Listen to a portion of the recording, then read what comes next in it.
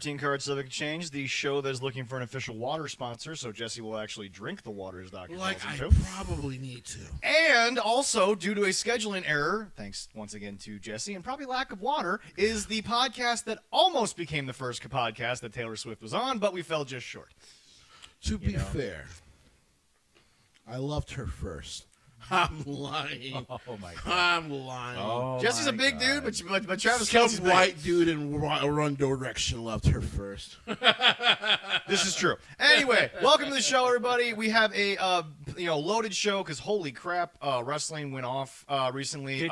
We got Triple Mania to talk to, which was the first Triple Mania under Just WWE. finished the G1. Yep. I did see the winner there. Wow. I know. I can't wait to talk about that. Jesse, that was kind of where I was going to go, only because. So, Jesse, you and I talked about this beforehand. Leroy, you have not heard this, I assume. But, Leroy, did you hear that the NBA governors had an offer on the table for the WNBA players? Really? Yes. I know you were talking something about They that were last going week. to raise the minimum salaries from, and follow me here, Okay. $66,000 to $250,000. That would be awesome. The ladies said no. Your reaction was everyone else in America's reaction. Your reaction was everyone in America's reaction. Sometimes pride and stubbornness and plain stupidity will just get you. Where's that place, Jesse? It's called Nowhere. Absolutely nowhere. Right. Okay. Speaking of getting nowhere, We're going to give him more. Jesse, No, I'd rather see him get fucked in the ass. He was never a young lion. He was never really in New Japan until a deal with AEW. But now he's the winner of the G1 Climax. Jesse.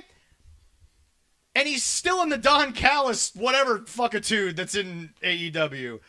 Would you like to update us on the finals of the G1? So the finals was Konosuke Takeshita defeating my man with the iron hand, Taji, in the finals. Here's the thing, man. First of all, congratulations, Konosuke, who teased, by the way, he would rather win the championship and go into Wrestle Kingdom as the champion. Ooh. So I wonder if they're going to do that. Okay. Number two. Did that end, for us early Saturday morning, or does that happen? So that was, last night at about 4 in the morning. Okay, all right. I kind of watched a little bit of it at work. Yeah. I can admit to that. They watched me on camera. Yep. So I understand. here's what's interesting to me about Konosuke, because Okay. he had a great tournament. Yeah. Number one, I do not know. Okay, hold on. Let's be fair for this topic. Jesse, he's had a good couple of tournaments. Yeah, Last G1, he was like the breakout star. but I don't. One, I think he won because I think he was plan 2. I do still believe that Gabe Kidd was plan 1. Okay. Of course, Gabriel Kidd got hurt. The injury, yeah. Which is funny because he's about to do a, death cage match. I mean, Yeah, I saw that too. if and, he's cleared by then, they're thinking he will be. We'll see. Oh, totally clear him. But He's an idiot. Konosuke, I keep telling people this. If you're a fan of him, trust me, I get it. I'm a fan of him. What you should want is for him to want to do the New Japan tour for at least 2 years. So, Jesse, this goes back to the reason I brought up the ladies was, Jesse, sometimes you can look at a situation and pride and stubbornness can be your downfall. Sure. Here's a guy who clearly doesn't have that problem, but maybe should. Right. Because, Jesse, he just won, and I'll say it, the biggest tournament in all of wrestling. Right. There is no more grander stage than the G1 Climax. Right. If you're a Mexican wrestler, if you're an American wrestler, if you're, all that. Jesse, they all want to do that tournament. Oddly enough, Bryan Danielson left to do it, never did it. Now he's on all these We'll get to him later. But, Jesse, if you're getting offered 4 times your salary, Right. shut up and take it. I'm sorry. Because that was the minimum. That wasn't the maximum salary they were offering. That was the minimum salary. Like, Jesse, I hate to say it, they got what they wanted and they still said no.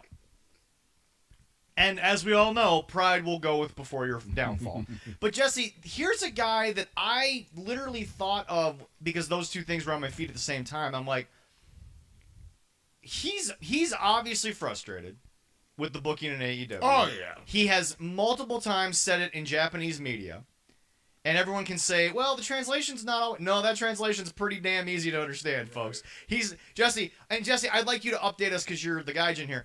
Sure. It's not one time he did that or 2 times. He's done this a half dozen or so different times. I think this is his fifth G1 because he would have.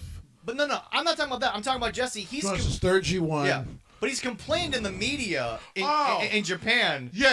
Way more than 2-3 times about the AEW situation. Here's the thing, man. I think he's always understood that, wrestling is a give and take business. Yeah. But you would think for someone, he works so hard. Jesse, we've talked on the show. Would you put him top 10 worker in the world? Well, yeah. Listen, because it's funny because I think today we have to have the conversation about not, specifically always talking about, in ring being the end all be all. Yeah. But he's also just worked on how to be a good character and how to express himself and his facial expressions so the crowd can kind of get into him. It's a damn shame because he's put in all this work and he's just nowhere further in AEW than he should be. Well, okay, Jesse, he's now been there, 2-3 years. Started longer than that. I think so. But he was a skinny guy, came in looking like, and this is not an insult because obviously, he's done good work over in Japan. He came in looking like a sort of newer age Yoshitatsu. Yeah. Tatsu from WWE. Yep. Obviously, the name changed over there in Japan. But he became a legend. Right. But what I'm saying is, Jesse, he came in looking like this bright, baby-faced looking guy, Right. and then he all of a sudden came in one day, and it's like he put on size. He put on a really mean look. The hair came like Jesse. He turned into, and again, this isn't insulting. He looked like a Yakuza villain in a movie. Right. But see, Jesse, what I'm trying to get people to understand is that Jesse, he looked like a bad guy. Right. He looked like someone, and he's proven it in ring the last, I would say, year and a half. He will fuck you up. Yeah, absolutely. He can do that. Absolutely. And it's like, Jesse, you've said multiple times, both on the show and off the show, he's what Okada used to be when Okada wasn't older, broken down, all the, minor injuries caught up with him. Right. And, Jesse, it's so sad to me that you've got a guy who believes so much in the talent he grew up watching that he doesn't understand him being Tony. But, Jesse, he needs to move on from the Kelsey Plumes who have had their day in the sun, the Sue Birds who've had their day in the sun. Brittany Griner had her moments. Jesse, we have Caitlin Clark. She's the cash cow. Right. She's the golden goose. But we're still... Sophia Cunningham. Right, but we're still stuck on these women who are like, well, we helped build the league into a $40 million loss. Jesse, he's got Okada under contract, and he's just so starstruck that he doesn't realize he's got the younger... I don't want to say more talented because we obviously know Okada's resume.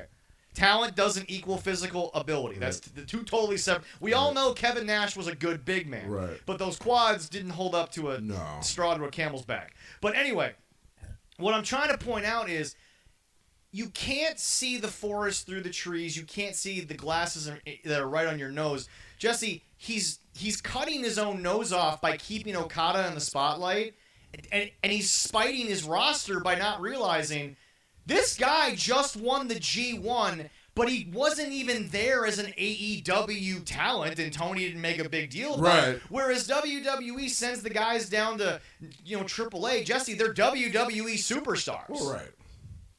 Well, by the way, Cole Otis last night. They send stuff. They send him down to AAA, but they send him out with a GT whatever. They send WWE stars to a lot of the other bigger independent Bloodsport and a few other ones, and they announce it. Right, but what I'm saying is that Jesse, that's how you do not being realistic works. God almost beating up midgets. By the way, folks, that's not derogatory. It's called midget wrestling. It just is. Welcome to the business. I think little people is more derogatory. Yeah, right. Isn't he the smallest Mexican luchador or the Yeah. Mexican wrestler in the world? Yep. Yeah. I thought he was awesome. But Jesse, Little Michael Man's ass. but Jesse, what I'm getting at is, pride and all this stuff, Thinking about it. everything. Not realizing what you have can work both ways. Right. Okay. Right. Tony Khan has arguably a top 10 in-ring performer and a guy who has literally not gotten anything but better over the last 4 years. Right. And Jesse, he's part of a family that seems to have cousins coming out of the... Like, seriously, you want to talk to me about the bloodline cousin situation? Man, the Don Callis family's got cousins coming out of fucking nowhere. Cousins. Brothers. Long-lost relatives. You won the lottery, and all of a sudden you got this, auntie you never heard of. Well, here, I got something for you, too. Well, hold on, Leroy. Let me finish the point there before we get off the rails like we normally do with you two gentlemen. I'm staying on the same rail. But it's just, Jesse, one guy is right now the most talked about person in the arguably second biggest company in the world, but the biggest company outside of the United States. And Tony Khan is going to run you a Dynamite this week, and I can almost put money on there will be no physical mention of Konosuke Takeshita. Because Tony already has this thing in his mind. Now, you can all sit there and say Vince ripping up the script was a bad idea. Jesse, it's one thing to change the entire show for no reason whatsoever other than you don't like what you don't like. Right. And it's another thing to be like, well, this just happened. I'm sure we can tell the ladies or the guys in a small mid-card segment, next week, y'all, this guy just made headline news. Right. And I'm just like, Jesse... If we were all in a meeting with Tony, first of all, I'd tell Dave, shut the fuck up and sit in the corner. And put your phone down, because you ain't going to fucking record no goddamn shit like you always probably do. Shit, Brian Alvarez. Oh, right. We still keep you for some reason. But anyway, I would look at Tony and say, Tony, we got to stop the meeting for a second. This guy just won the G-fucking-1 Classic. Why is he not on the show? And then Tony will respond with, well, he is. I'm like, Tony, he is standing next to Don while Don talks to Kyle Fletcher. I'm sorry, but I'm just going to speak business, which is, again, something that the WNBA players don't want to talk about. Business-wise, Jesse, I would look Tony Khan in the face and say, I don't give a flying rat's hairy ass about Kyle Fletcher right now. Because you want to know why? Our fans don't give a flying rat's hairy ass about Kyle Fletcher right now. So booking has to help make him important. So, okay, do me a favor. Why don't we do something with the guy who just won? And Tony, I know you're a busy man. Let me repeat this so you get it. The G-fucking-1 Climax. Pretty important tournament. Jesse, this past week bothered the crap out of me in AEW, and we'll get to the reasons why with their show because wow, was it terrible. I mean, like, it was not terrible in the sense of, like, Leroy, I've come on here and say, this is like taking a shit in the middle of the ring. It was just blah. It was a dull show. We don't have the copyright for that right now. Oh, shit, I'm a metal musician. I will always have the copyright for it. Somebody tried to copyright that, and I was like, yeah, guess what? There's like 80 metal bands. It was probably 800, and like, no, I'll copyright it. All yeah. right. Also, doesn't Architects, they were the first ones to do it, weren't they? Sam could do it, but Yeah. he's never done it. Yeah. Well, Sam also says he hates it, and I'm like, dude, it's such a great moment when it's done right. But Well, anyway. it sounds like somebody getting ready to puke, and he's like, thought it sounded cool as a kid, and now he's like, I hear it from every other band, and he's like, and now I hate myself.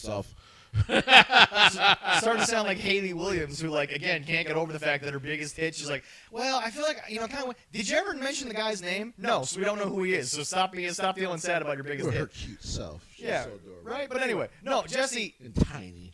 you would be in that meeting, Yeah. and you'd be tearing out your fucking afro, and you'd be looking at Tony and being like, this makes no sense. Why are we? I'm gonna pull the whole Jim Cornette thing that they thought he said in TNA about the Eric Young thing, which again never happened. He said it, questioning a booking decision, not I hate Eric Young. Yeah. Again, the beautiful spin doctor that was Dixie Carter and Vince Russo. God, are we at his fucking retirement of reviewing wrestling? Because, dear No. God, it needs to happen. No, he's still going. But no, Jesse, Are you still trying to inform them that they should hire us? No. Nah. He gave up. Sportskeeda does not. Anybody who continues to make bad business decisions, I don't think we as somebody we want to work with in the future. Yeah, but no, I'm just like, Jesse, you would be tearing your hair out and you would be saying to him, why are we pushing Kyle Fletcher this week? I'm not talking about next week. Tony, go with your fun little stupid idea next week, but this week, find some room for the guy who just won the G1. Because you know what, Jesse? You don't think New Japan wouldn't enjoy the fact that he would show up and have the fucking cup? He comes out with the fucking... You know what? I finally found a use for Don. Don, carry the cup to the fucking ring. Don't go to commentary. Stand there and hold the cup. No, we're not going to do that in AEW. Just like Paul was carrying the briefcase. Yeah, it's a good choice. And now, and by the way, the other thing that pissed me off the most was, Jesse once again has to ask Tony Khan in the production meeting. So we put 4 more women in a match and had them fight for money out of nowhere. Because that happened. Yep. On Collision. Again? On Collision, where that no one watches. And then, guys, it's over. It's done with. The bloom is off the rose. I no longer care. Jesse, apparently Nigel McGuinness can wrestle whenever the fuck he wants. Including a Saturday night when no one gave a fuck. Nigel McGuinness won a match, Leroy. And now he has a title shot, so he's going to wrestle again. Not special, not out of nowhere, not a money-making, ticket-selling match. Yeah. Yeah. But Nigel McGuinness can just wrestle again. Yep. Does it look like I care? Well, No, not really. well, again. But what? It's But frustrating. but Leroy, it's not about. I know. It's fucking it's one of those things. He couldn't wrestle for 10 years, and he's wrestled more in the last year than he. He should feel like a special attraction wrestler. He should feel like the. There you go. Jesse, if you wanted to wrestle on Collision, take a guy on Collision that no one's working with, and have him lose a match and push Nigel, and then for a couple of weeks, because Vince was famous for this, and sadly, being Vince, he took it too far sometimes. Jesse, have the commentator who used to be a wrestler toe the company line, apologize for whatever he said, whatever, make him look like a feckless, ballless twit, but then let him get his heat back. Right. Jerry the King Lawler had to apologize to Michael Cole, and then Jerry got a match at WrestleMania, which everyone knows Jerry the King Lawler can out-wrestle Michael Cole 9 ways to fucking Monday. Right. Oh, yes. But my point is this, Jesse, it's no longer special, and it saddens me because you have wasted Bryan Danielson. I don't care what Bryan says, because like you said, Bryan just likes to lie now. Apparently.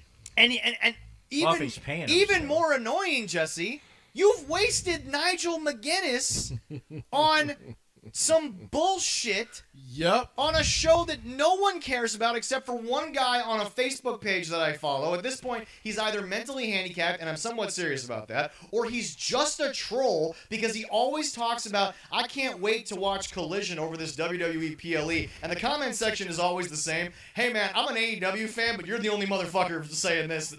Don't lump me in with your dumb ass. He's at his mother's home in the basement. All I'm saying is this. There's trolls, and then there's Jesse questioning the logic behind a guy who doesn't realize that you've been handed literal gold. That, Jesse, if it was any other wrestling promoter in the history of the business who had a territory for more than fucking 6 months, they couldn't fuck this up. Well, Meanwhile, Tony can't help but fuck it up. well, here's something for him. Okay. I have not seen a lot of Takeshita's matches. I've seen him in a little bit highlights because I don't watch AEW because of the way Tony does his shit there. But seeing that he won and knowing him because of you guys, I'm like, that's awesome. Let's see here. Somebody that doesn't watch AEW but knows this guy and is excited that he's going to be on there, and they're not going to do anything to help me want to watch it. No. It was, yes, it helped that he was a former WWE guy, but John Moxley had one of the best G1s a Gaijin in his first year I'd ever had. We all remember it. Yeah, I remember that, yeah. When he was brought into AEW, that's why he felt like such a big fucking deal. Well, but Jesse, you never had an issue because he had just come off that amazing. Right, but here's what I'm getting at here, is Yeah. that should have been the warning sign, because remember, John didn't go after a title right away. He went after another former WWE guy right away. Right.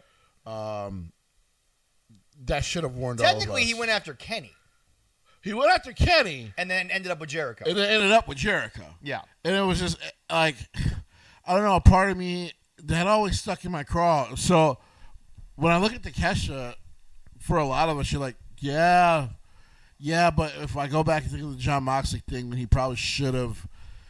Listen, I understand. No one can blame you. I still don't blame him for having Jericho as the first champion. Yeah. No. It just, on TV, it made all the sense in the world. Yeah. Especially if you wanted to grow this big ass audience. He's probably the most well known legend you had. But John Moxley would have been a great choice because he's also a former WWE champion. He had just had that awesome G1. Yeah. And so, like, the third part of that, which will always kill me, but that's all Cody Rhodes' fault, is you never should have allowed Cody to put that stupid rule on himself. Night one, you mean? Yeah. Yeah. But, Jesse, It's dumb. we live in a business that whether or not people like this statement or not, I don't care because we're here to talk facts. Jesse, you will be the first person on every show, every podcast, every moment. Right. Bill Goldberg was arguably one of the worst wrestlers of all time.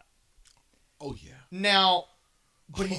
but Jesse, you also will be the first person, because you are the business student, who will sit there and say, yeah, but boy, howdy, you got to strike when the iron's hot when someone catches I'm about fire. to say, he was a big moneymaker. There's no doubt about that. Right, but see, Jesse, so what I'm saying is this business is littered with history of just striking when the iron is hot, whether the guy was self-made or not. Right. Vince obviously didn't give a shit, but Jesse, you'll even say at that point, as harsh as this is to say, Vince didn't have to listen that way. No.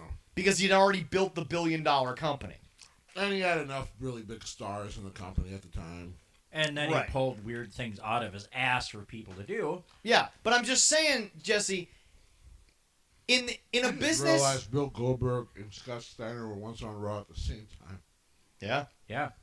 But it's just in a If business... Goldberg would have trained better, it would have been better for him. No, I disagree because Jesse has always said it was never the physicalness, it was never the learning, it was the fact that Bill Goldberg, the person Jesse says, Jesse, you've said it, he just never wanted to get the business. Listen, sometimes when you look in the mirror, you don't like what you see. That's why Matt Riddle and Bill Goldberg don't like each other.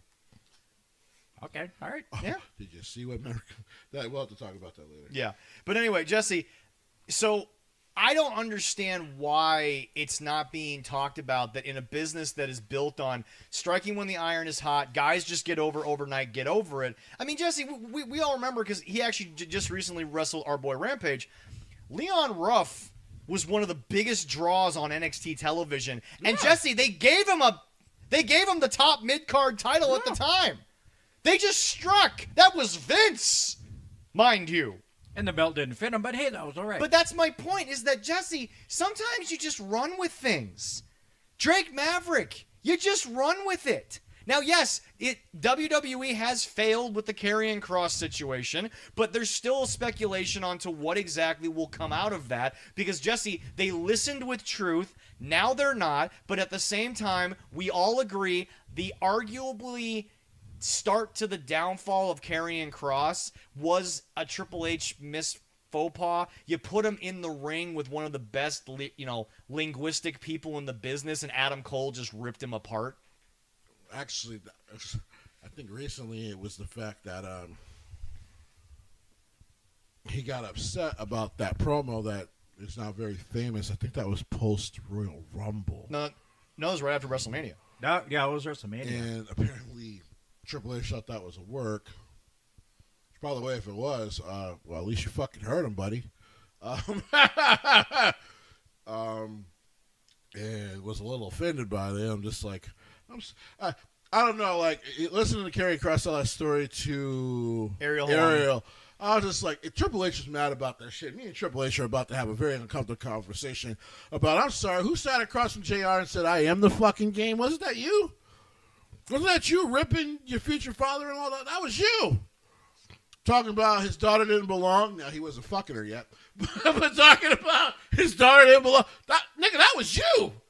As a matter of fact, that video is still on WWE's YouTube. So I don't. Yeah, we'll see what comes of that situation. Well, showed it okay. quite often, Yeah, like I said, there's exceptions to what I'm saying. Right. But Jesse, somebody gets hot, you need to just like Jesse. This was Leroy's biggest problem back when the episode dropped on Dark Side of the Ring. How did you not spend 3 weeks pushing Brian Pillman Jr.? The most watched episode of Dark Side of the Ring at that point, and he's still in a fucking tag team with a guy who, again, not a bad worker, but Griff Garrison wasn't getting Brian Pillman Jr. to the top. Well, all they wanted to do is allow MJF to shit on. That was the whole point of that feud. Yeah. I don't understand why Brian left. Oh, 100%. Like, that shit was ridiculous. Yeah.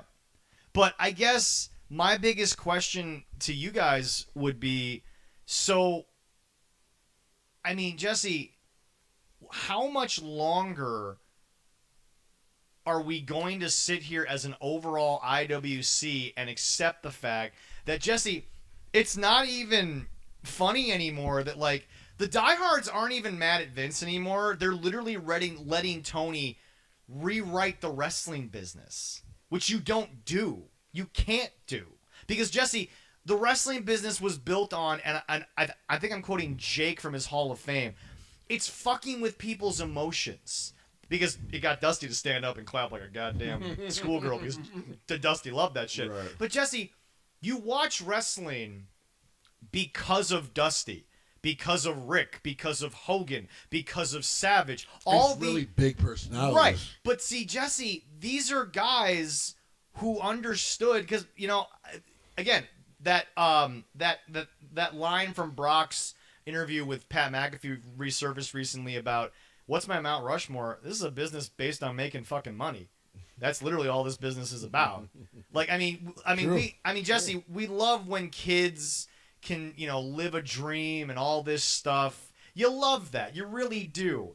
But, Jesse, at the end of the day, when you're in the business, it's about making money. And it's about making money. And Right. I'm just going to repeat it because Brock was right. That's how the business started. Right. The dreams, the adulations, the childhood memory. See, once again, Shawn Michaels being the big problem here. And Vince's famous line, the boyhood dream. Jesse, they did that story so well, everyone wanted to relive it. That's why they're all walking out in the ring now, and every spunky person who gets a shot on AEW television says, I have loved this. I don't want to hear your story from 4 years old anymore.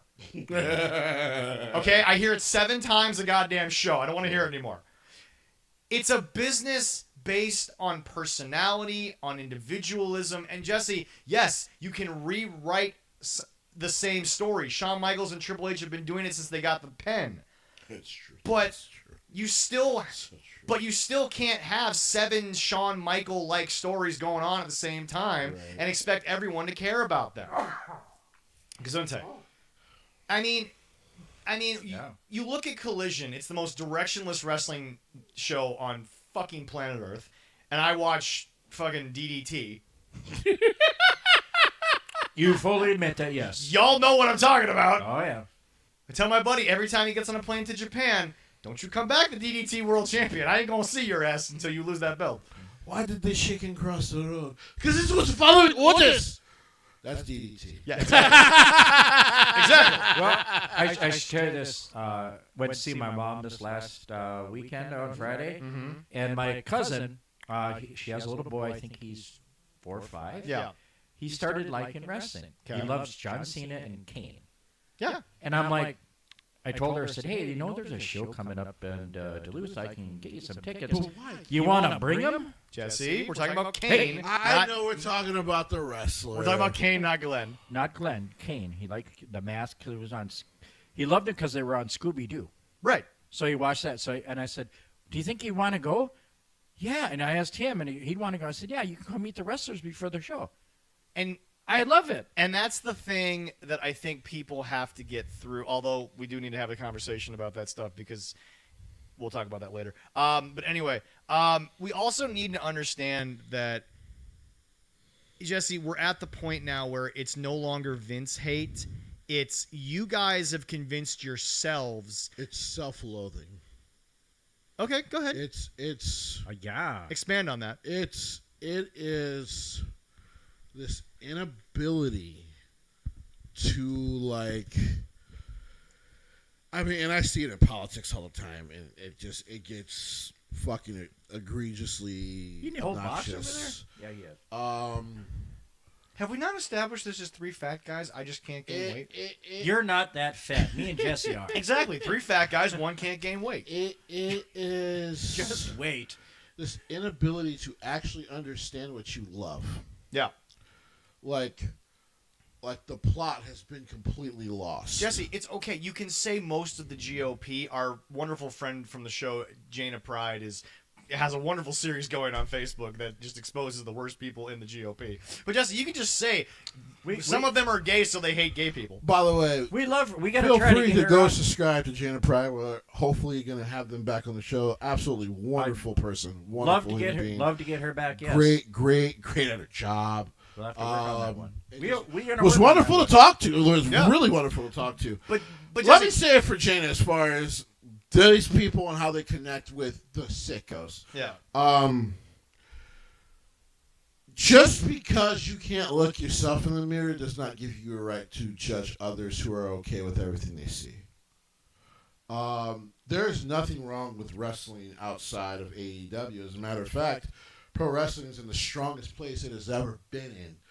The problem is, if it's not this, because they have nothing else to connect to at this point. If it's not this, then it's dog shit. Or they find a way to like, well, if they're working with Tony Khan, this is a beautiful pro wrestling world. And it's just like all of a sudden, of course, GCW isn't working with them as much. And they have more WWE guys there. And it's like, fuck GCW. They sold out to the evil corporation and blah, blah, blah, blah. Like the last time I checked. The amount of hate that Marigold is getting online because they've chosen to work with WWE is insane to me because it's the same roster that just left.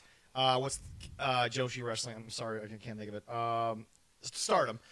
Jesse, yeah. it's half the same roster, I'm about to say, yeah.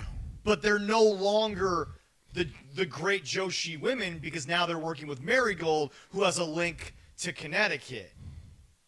So, of course, one of the stories that came out this week, rumored story, is that, of course, TNA is probably still up for sale.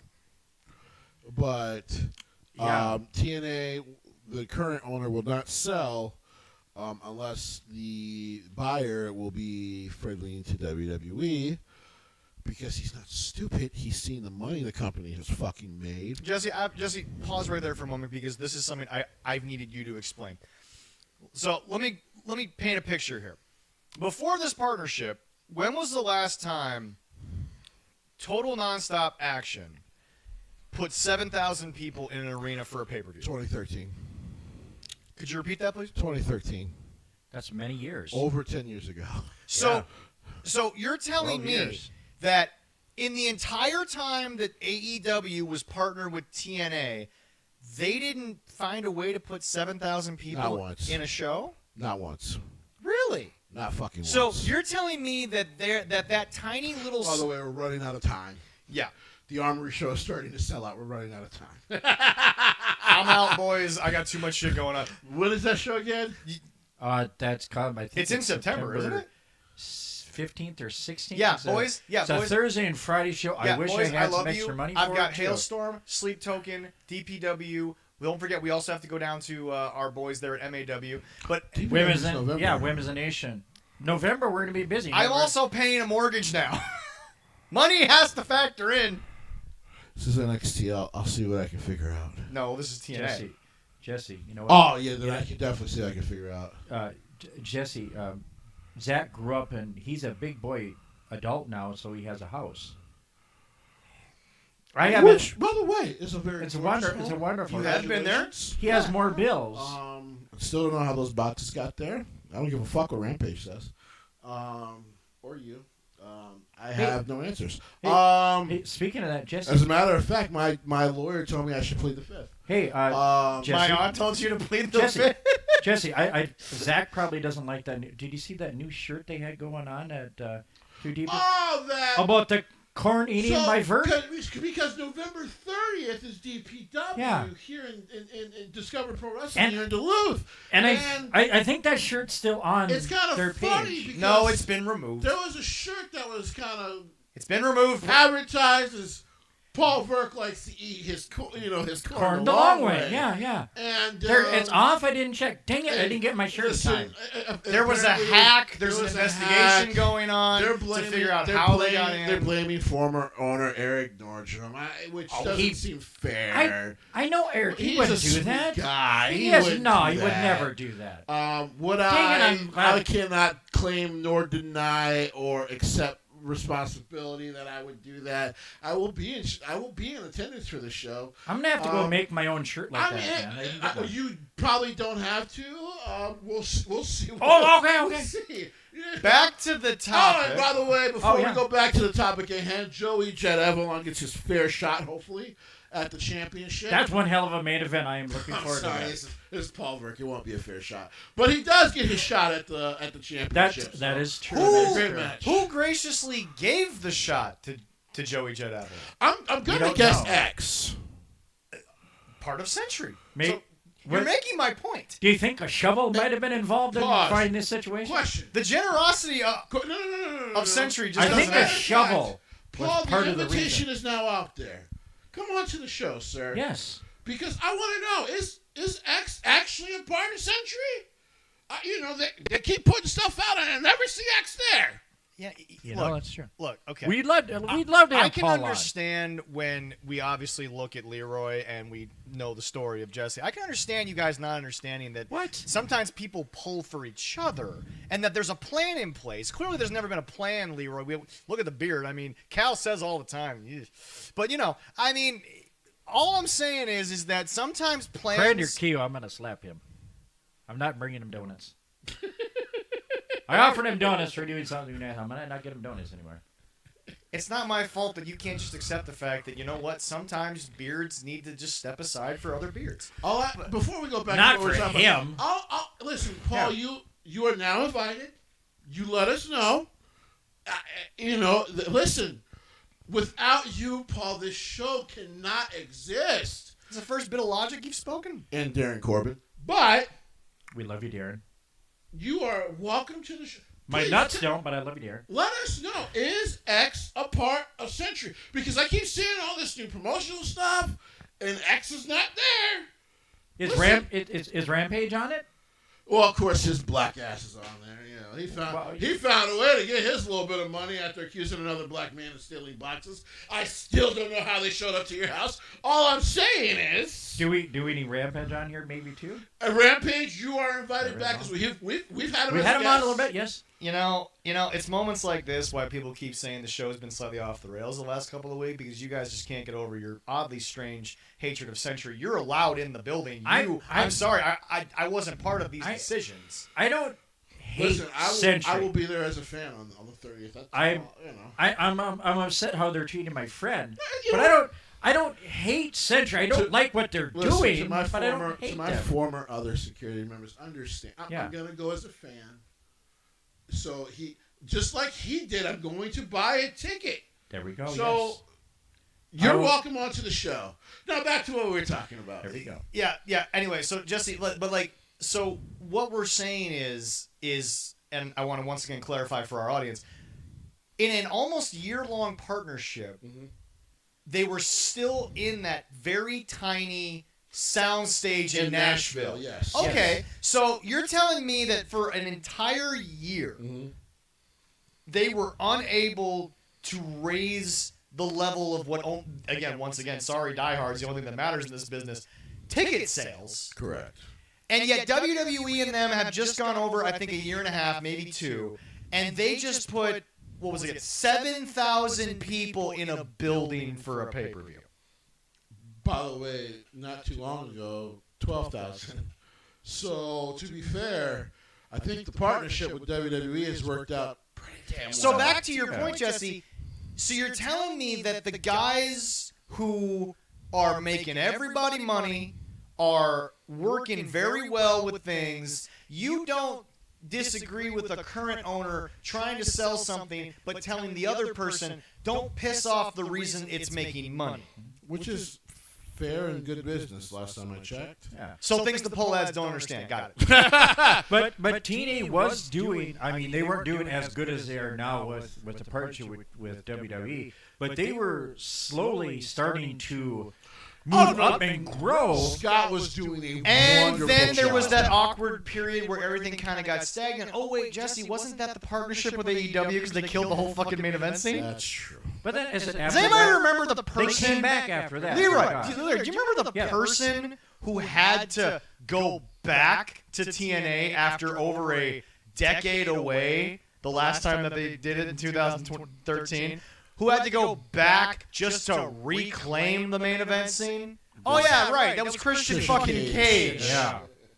Who, by the way, folks, I stand by my statement from many, many months ago on the show. Don't give a flying fuck about this tag team reunion because, once again, we'll get to this, but you get into a feud with a tag team that you're on week after week after week, and then instead of coming together to face that tag team, now you're facing a different tag team that was a much less secondary story. We'll get to it because, Tony Khan, you're booking I can't figure out with alcohol. But anyway. Tony Khan logic. I don't know. But anyway, maybe with cocaine, Jesse would know. We probably would all understand better with Sugar, that. spice, and everything nice. All right, but Jesse, so you're telling me that WWE is actually beneficial to the wrestling business? Let me be clear. TKO is filled with assholes. I Yeah. will say that again. As an investor, TKO is filled with assholes. But the WWE side of business is good for the wrestling business. Are you kind of putting that guy that starts with D in that category? Leroy, once again, and please don't bury my lead. For the love of God, I told you. You said it begins with D or B? Stop, Leroy. Leroy, please stop burying the lead. Well, I guess we'll get to it. You're burying the lead. Because I'm actually not even sure what he means by that, so I guess we'll get to it. Good. We're gonna keep it that way, Leroy. But TKO is filled with unlikable motherfuckers, clearly. Yes. One of them being Dwayne. Oh, well, there's him. But still, By the is way- WWE good? By the way, Paul Heyman not giving a rat's hairy ass what happens to his job, basically putting it out there that, yeah, that could have gone better. Yeah. But I will say, like, if you never thought WWE working with others wasn't good for the business, I don't know what you don't get. Because, You see, know? Jesse, the problem with the diehards is, like you said, it's hating themselves. Jesse, do they not realize, and I'm just going to spit straight facts here, homie. Straight cash, homie. Much love to Randy Moss, cancer-free now. Everyone, Which is awesome. we love you, Randy. We love you, man. No, Jesse, if AEW goes out of business, we don't want it to, let's clarify. Right. It really doesn't, and this is just a straight fact, it doesn't harm the wrestling business the way WWE going out of business would harm the wrestling business. And that's what the sickos don't want to talk about. Let's throw something out there. As a matter of fact, as people kind of pop in, and Leroy, I might have to look into how we can put this question in the chat, okay? If Tony Khan knew working with Vince, because by the way, this almost happened. Yep. If he knew working with Vince could have made them more money 4 years ago, would he have done it? I bet you the answer is fucking yes. Because yeah, he's probably never gonna get he's never ever gonna get Seth Rollins. He's never ever gonna get Roman Reigns. But through Vince, he could have had them. All I'm right? saying is this, Jesse. What happens tomorrow if AEW closes? The rich kid is still rich. Everyone else is out of work. Well, right, which would suck. If WWE goes out of business, the wrestling business loses arguably half its audience. Maybe most of its audience. Most of his audience is casual. Yeah. People don't even fucking realize most of pro wrestling audience is casual. Jesse, we've been going to Grand Slam now for a couple of years. Yeah. And that year that we always talk about, and God, I can't wait to talk to the boys again because I got to tell them about that moment. The boys in Royal Flavor. Yeah. Jesse, that moment that you and I were like, wait, are we in fucking wrestling? Like, are we at WrestleMania? Because this place just popped like it was a Right. goddamn. Jesse, I don't think people realize the majority of that audience in that high school that night were there because it was a charity event. I mean, and those kids knew who those guys were. Right. Like I don't. Like I said, I don't think I've ever seen any of those kids at like a bigger show, and yet they knew who Royal Flavor was. Right. Once again, even on the independent scene, proving like most of DPW has grown and grown and grown and grown. I can tell you, most of its audience is a casual audience. It's a bunch of people around town where Jesse. some of them don't even watch the shit on TV. They just go to DPW. Well, Jesse, you and I have both been in And the music. Flavor was up here for for the last show, and they put on a hell of a show. But I mean, Jesse, you and I both know this from being in bands. Jesse, you don't care that you just got 20 people to go to a concert because they needed something to do on a Thursday night. They still paid the price of admission, which made sure you got paid. Because you're trying to fill the house. The big thing is, will those new 20 people that show up come back? Because if they come back, that means you're doing something right. Right. So like, but you still have to try to get the casuals in, Right. and that's the thing that Vince always got demified for because everyone wanted to hate on him. Was like, well, you're just doing this for the casuals. Now there was a point in his time, yes, he was doing it just for casuals, but Jesse. Love him or hate him as a person, as a businessman, he knows where the audience was. I think where he ultimately failed. Yeah. Really wasn't the fact that he was more quote unquote going after the casual audience. He was booking for himself. He was booking for himself, right? While trying to go after the casual audience, and then while doing that, well, guess what? You just now turn them off completely. Remember, like I told people, if you go look at the rating for 2009, Raw on USA Network still got 6 million people. By the time we got to 2016, it was down to 2. Mm-hmm. I'm like, his booking has actually turned people off of the programming. Like, it was a damn shame there was too many people kissing his ass to not like. I was shocked Linda never went to him like, baby, you got to step down. Well, that's because they divorced years before that. Well, and then here was the thing. Because USA never had, like, any reason to not just give this motherfucker money because that was their cash cow. Yeah. Like, because had it ever came up, I bet you Linda would have, like, I think you got to start considering a successor. Right. Because now our TV network's like, yeah, we're not paying you as much. We're losing viewers. Well, that was the problem, was that they were so removed, being USA, from having original series that they could. Because, by the way, White Collar made them one of the most popular TV channels in the world when cable was still king. But it's just, Vince never had a reason to worry. Then when he worried, things got better. But the problem is, and this is once again, the sickos not holding Tony accountable.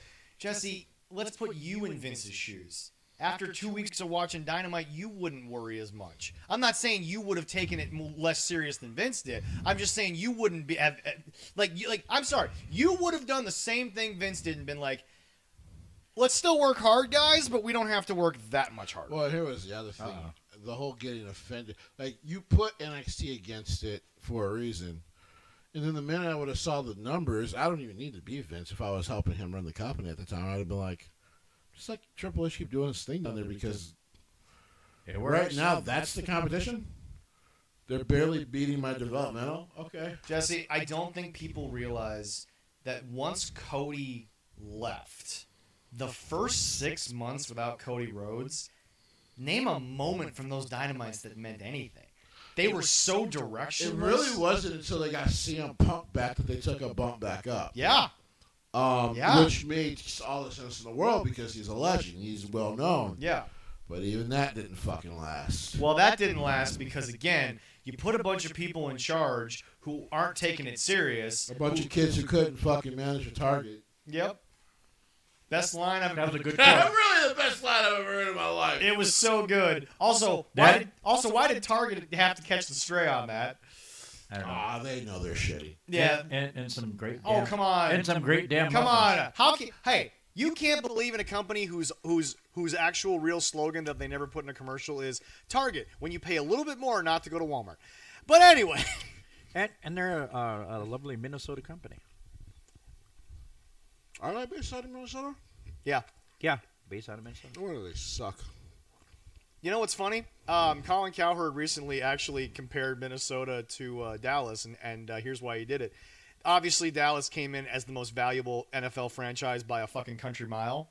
But he sat there and he was like, why is no one talking about Minnesota in terms of a really good area to like be a football fan? Because think about the Fortune 500 companies that have their headquarters in Minneapolis.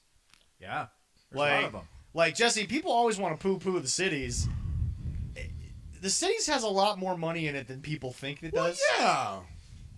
But think about the companies that work there. There's a lot of CEOs who aren't happy they have to live in Minnesota. But they have to It's live in also Minnesota. very, very cold. Exactly. But back to my point. So Jesse. you put a jacket on. It's all right. Jesse, we look at everything. I mean, it doesn't help that Jesse comes from the media, business, entertainment, melting pot capital of the world, which is New York City.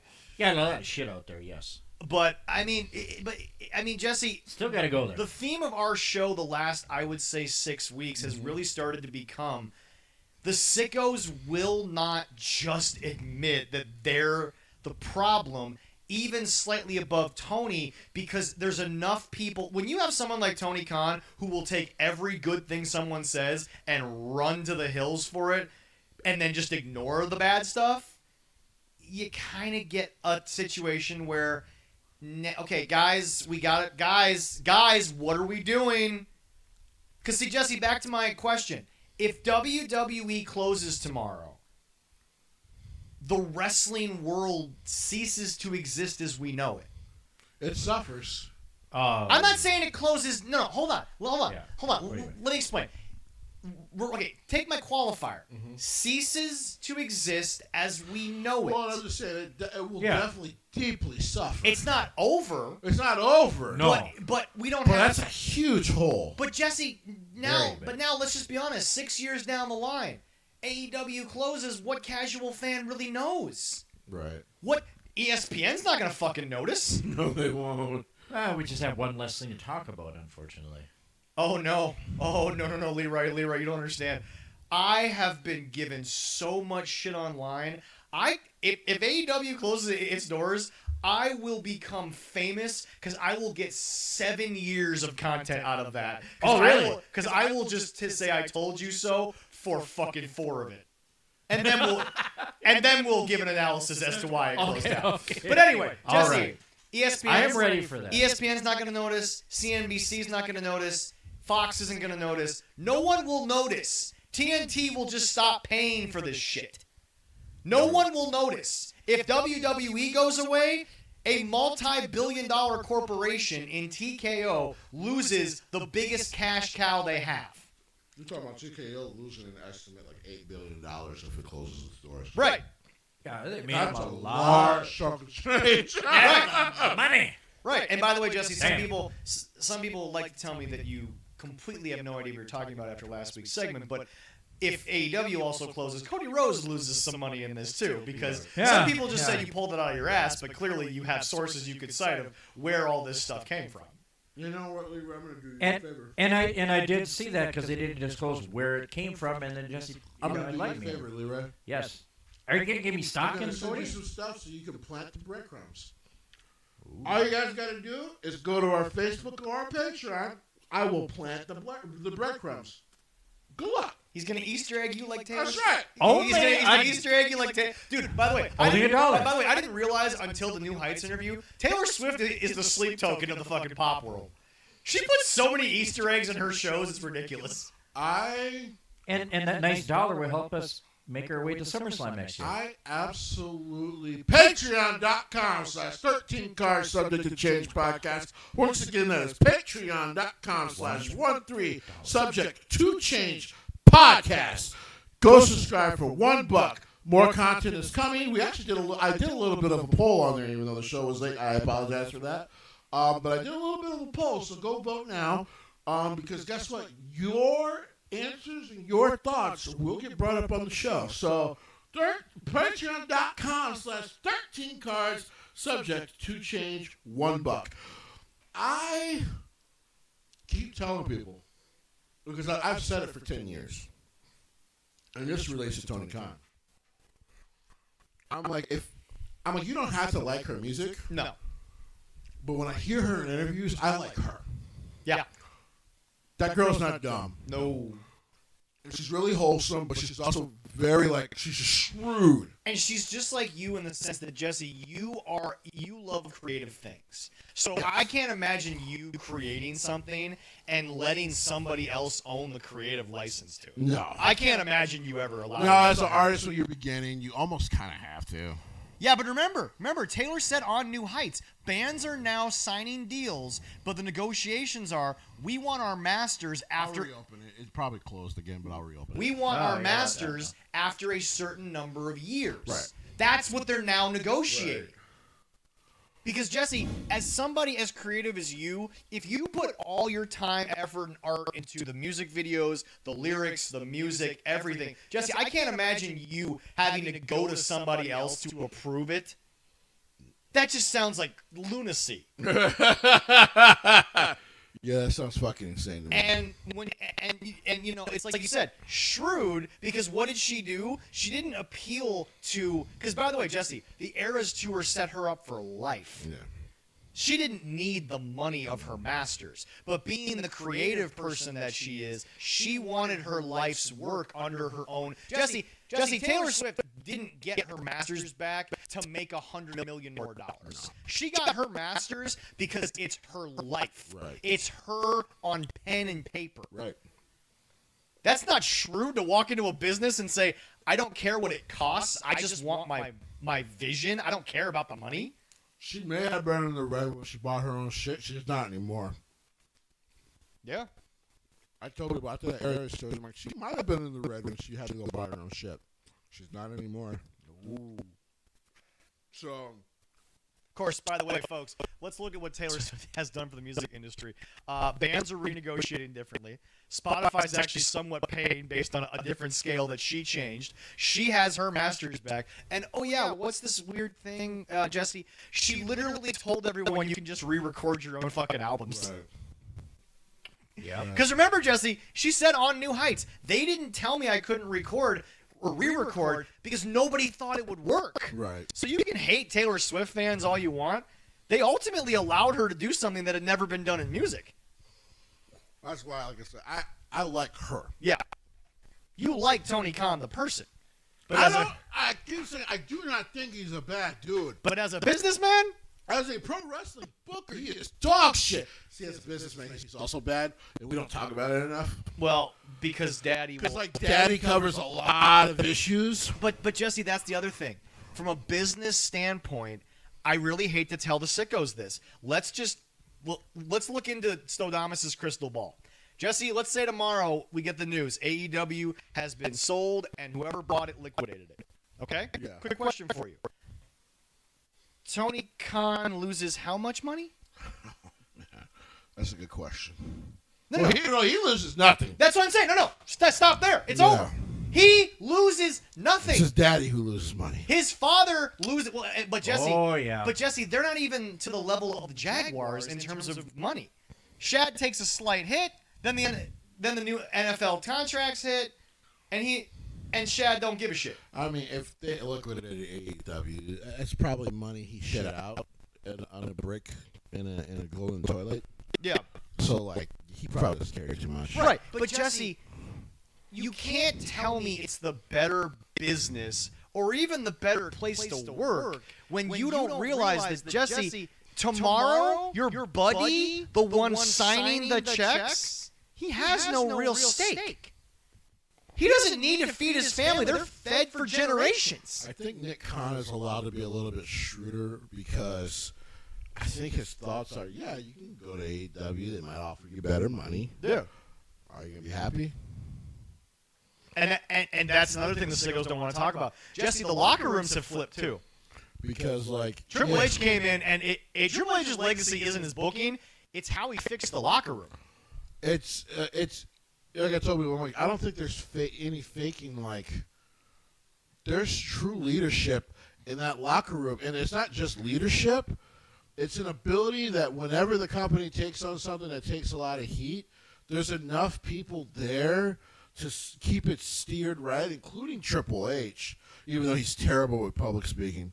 I can tell people, if you want to get on Triple H about his public speaking, fucking fair game. I tell everyone, you think they stopped doing the Fair press game. conferences because of Brock? No, they stopped doing it because Triple H never. Triple H should have never been speaking. Yeah. My God, brother. Why was Byron Saxton not like the official person? Should to have been talk? doing it. Like, Right. I understand you're not going to let Nick Khan talk about creative. I get that.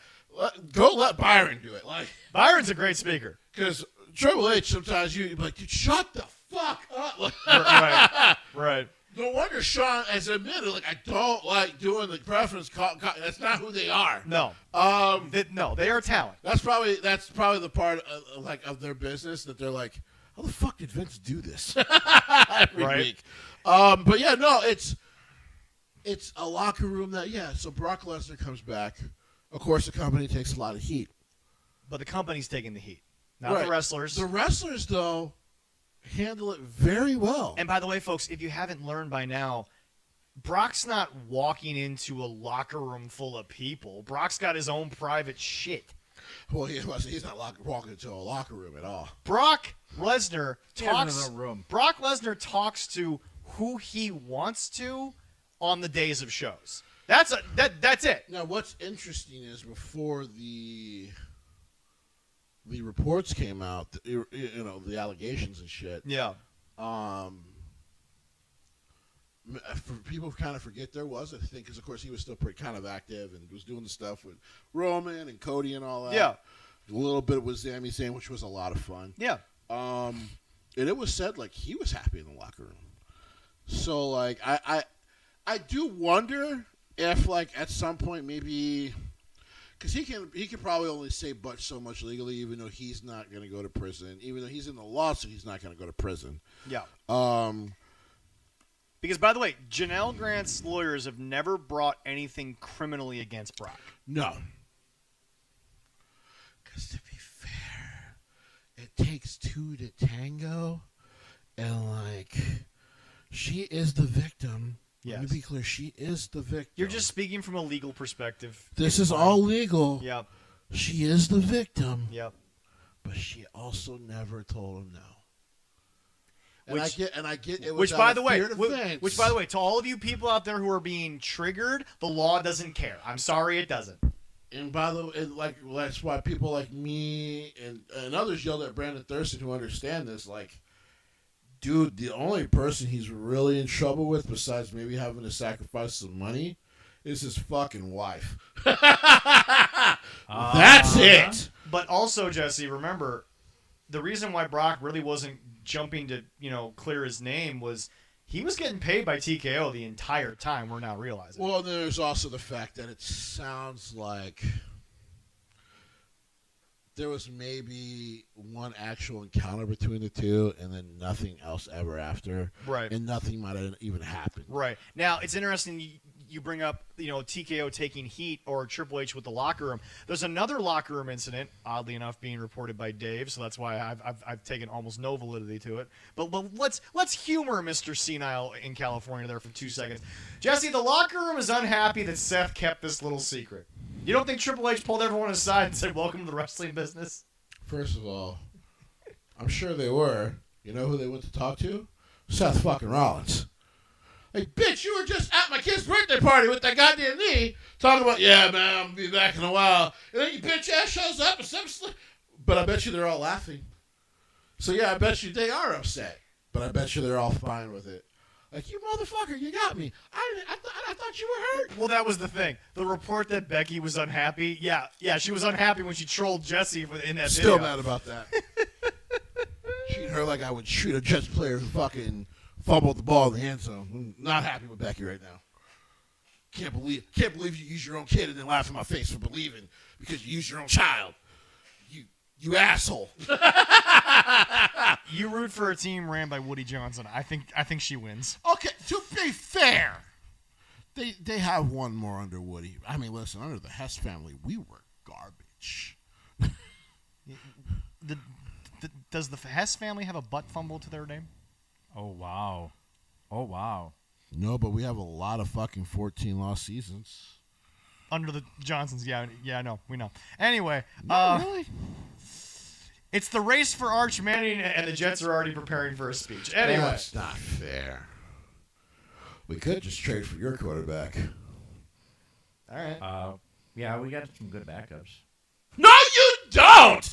That's the first time you said something about the Vikings. That's an utter fucking lie. Leroy, hey, they've been playing good in the offseason. Leroy. Remember when I tell you not to speak? I had a comeback. That sounds like Brett Ripon and like... Oh no, Ripon will be gone.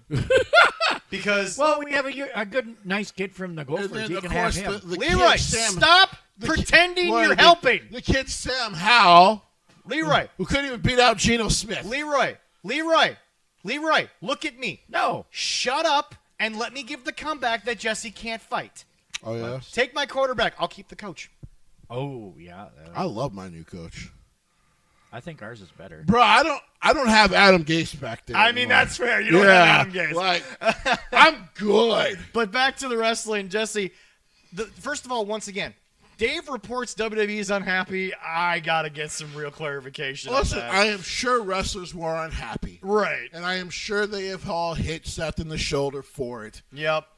But that's about it. Well, not to mention the fact, Jesse, WWE is also run the way that you're supposed to, which is, am I still signing your check? Yeah, then I don't fucking care about your opinion on this. Here's the thing. They all seem to understand the business in a way. Sometimes AEW wrestlers don't seem to get it. You know, because here's the thing. You know what really made me understand the locker rooms and the fan bases? Was that really fucking sad interview I saw from Mariah May, who, like, was talking about, like, yeah, she told them she wanted to go to WWE. Well, that wasn't even an interview. I think she did that on her YouTube. Yeah, and, like, Yeah, she did. she's like, I told them I still wanted to continue to do something. And, like, she's crying 'cause she was like, I never got a phone call. I started seeing my name drunk in the fucking mud. And it was just like, yeah, you guys are toxic as fuck. Like, the moment you guys knew she was going to go to WWE, all those fans, like, turned on her. Like, it's not her fault that your booker couldn't go, I want to see if she'll resign at least for 2 more years. Well, not only that, but she's young and there's so much I can do with her. Well, not only that, but Jesse, look, I get where people feel for Karrion Kross, but if you look at his on-screen stuff, he doesn't have the negotiating power that I think. Now, again, mostly due to the booking. I'm not going to question that, but I'm going to say, Jesse, okay, let's look at the product that we were presented. Forget how our feelings are about the people. Remove the names. Wrestler A will be Kross, but Wrestler A, Wrestler B will be now Blake Monroe. Kind of up and down booking, a lot of cryptic stuff that really wasn't told out well by the booking team. But again, the fans, if we take away booking, saw a very incomplete picture. To be fair, where is Sami Zayn now? He's on SmackDown. What did he say to Solo? What did he say to Solo? He's coming for his title. See, that's so fucking odd because Yep. I know. you know, it was no more than like a month ago that Karrion Kross told him that he should heed Seth's words, go to SmackDown and go get himself a title But match. anyway, hold on. He did. But he anyway, did pin the so US Jesse, champion, so he does have a say Jesse, in there. to so, my yeah. point, Wrestler A, very cryptic, very not so consistent. What it actually sounds like with Karrion Kross, and I don't mean to interrupt you, but it sounds like from that interview, it wasn't the deal he was offered, it was the deal his wife was not offered. Exactly. Which I'm like, I get it, that's a little fucked up. Right. Offer her something. Right. But my point is this. So Yeah, Wrestler, they just want him. They don't want her. okay, Wrestler A, inconsistent booking. This is what the fans watch. Right. Okay? We're thinking about the casuals now. Right. Wrestler B just came off the biggest rivalry that actually sold tickets, maybe in the company's history. Jesse, one wrestler, and I'll let you guys pick the letter, but I don't think I need to even ask you. One wrestler, in my opinion, earned negotiating power, and one didn't. Whether right or fair or not, one earned it, one did not. And that's my problem. And that's my problem with the Blake Monroe situation, because I brought it up on the show. How is she sitting here questioning if she should still do this when that was the last thing that she did? The best women's rivalry in North America in the fucking century. Yeah. And that's what she's questioning, if she should still be doing this? Jesse, Jesse, I understand wanting to retire on a high, but wanting to quit because you don't think you're good enough after a high? That's like saying you just won Super Bowl MVP as the starting wide receiver, and you go to training camp and you're like, I don't know if I can do this anymore. I'm sorry, you literally were at the top. Well, I can understand where she's coming from, because she's doing so good like that, and then the company she's working for. That's the point. You're fucking. But Jesse, that's You don't hear anything. That's literally what you just said. You will feel that way when you won't get a contract negotiation, you speak your mind, say what you want, and somebody decides to literally ghost you. Yeah. Jesse, I think these two things matter. I think that they mix. Micah Parsons doesn't not want to be a cowboy, but he also doesn't want to get disrespected because he's not getting his... I mean, you know what I'm saying? Those two situations are kind of the same thing. In that Blake Monroe, it got out that she wanted to go to WWE. Hey, guys, breaking news. A wrestler in the wrestling world, in American wrestling, wants to maybe work for WWE. It's probably like 89% of them. Yeah. Bryan Danielson's the only guy who I think actually legitimately doesn't want to work for WWE again, but whatever. But no, Jesse, let me be clear. Leroy's literally said the only thing that matters. You will question your own shit, even after coming on a high, when nobody talks to you. Shit's so crazy. Well, even at a job, you think you did a wonderful job, and people say you did a wonderful job, but the person that has importance and matters and can do something for you, and they kind of go, and they walk away from you, don't say shit.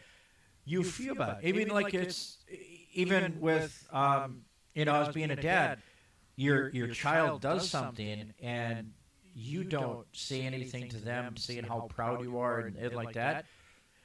That affects that kid like that too, just like you did to her. It's not a good thing. It messes with your psyche. And it's so wild because, like how. By the way, this is bad business because you're taking. You're taking it personally because she wants to go to WWE instead of going. Doesn't matter. You want to go to WWE. And the problem there is, Jesse, it's that symbiotic relationship of Tony and his sickos, because he said he's a sicko. Jesse, because Tony feels bad, now Mariah, now Blake, well, she was never any good. Meanwhile, all of you were watching because of her for the last 6 months. Yeah, it's like, give her the respect. Give her the respect. The fact that the fact that somebody who I know is an AEW diehard, and no, it's not the one you guys are collectively thinking of, although he would do this. Jesse, the fact that somebody would actually put in a wrestling page, God, Blake Monroe is so boring. And I'm like, it's the same fucking character. Yeah. Insert different letters. It's the same fucking character. There is no difference.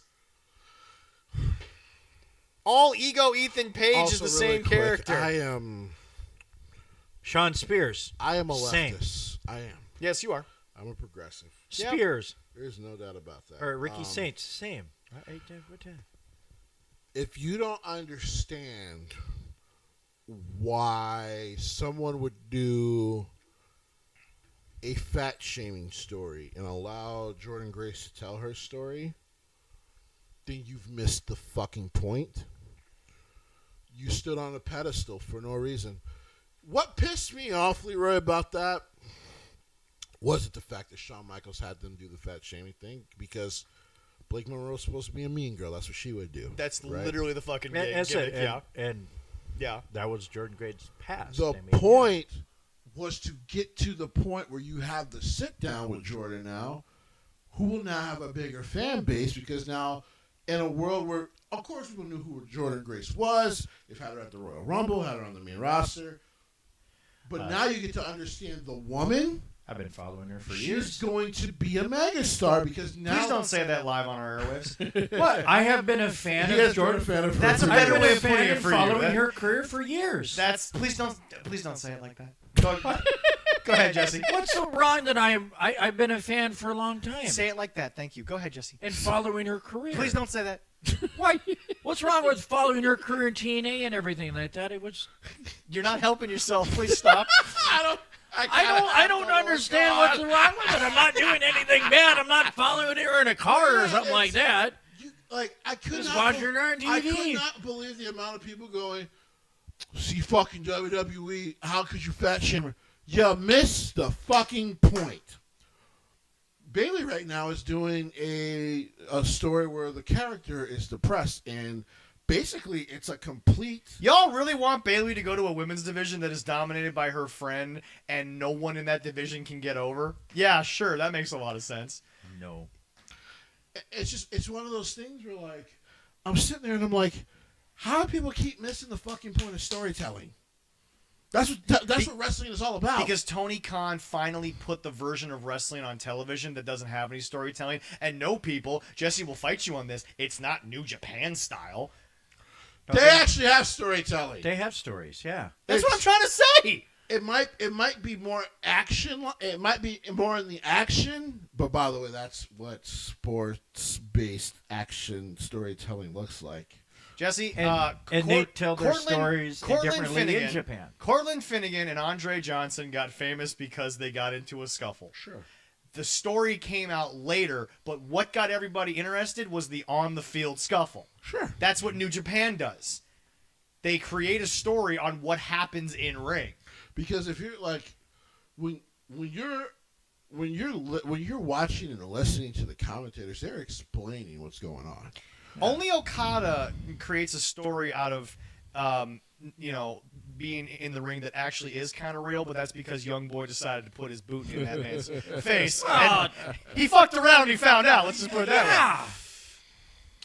Yeah, he took the beats that day. But yeah, I mean- it's one of it's so. What I hate for you guys as New Japan fans, because I talk to you guys a lot in like chat rooms, you guys are getting lumped in with the sickos. No. Because it's like, well, And Tony's they giving shouldn't. us great New Japan style things, It's and I'm not- it's not like, even close in to what the same. fucking world is this New Japan? So there's a guy. He's a mailman, by the way. Thank you for listening to the show, my friend.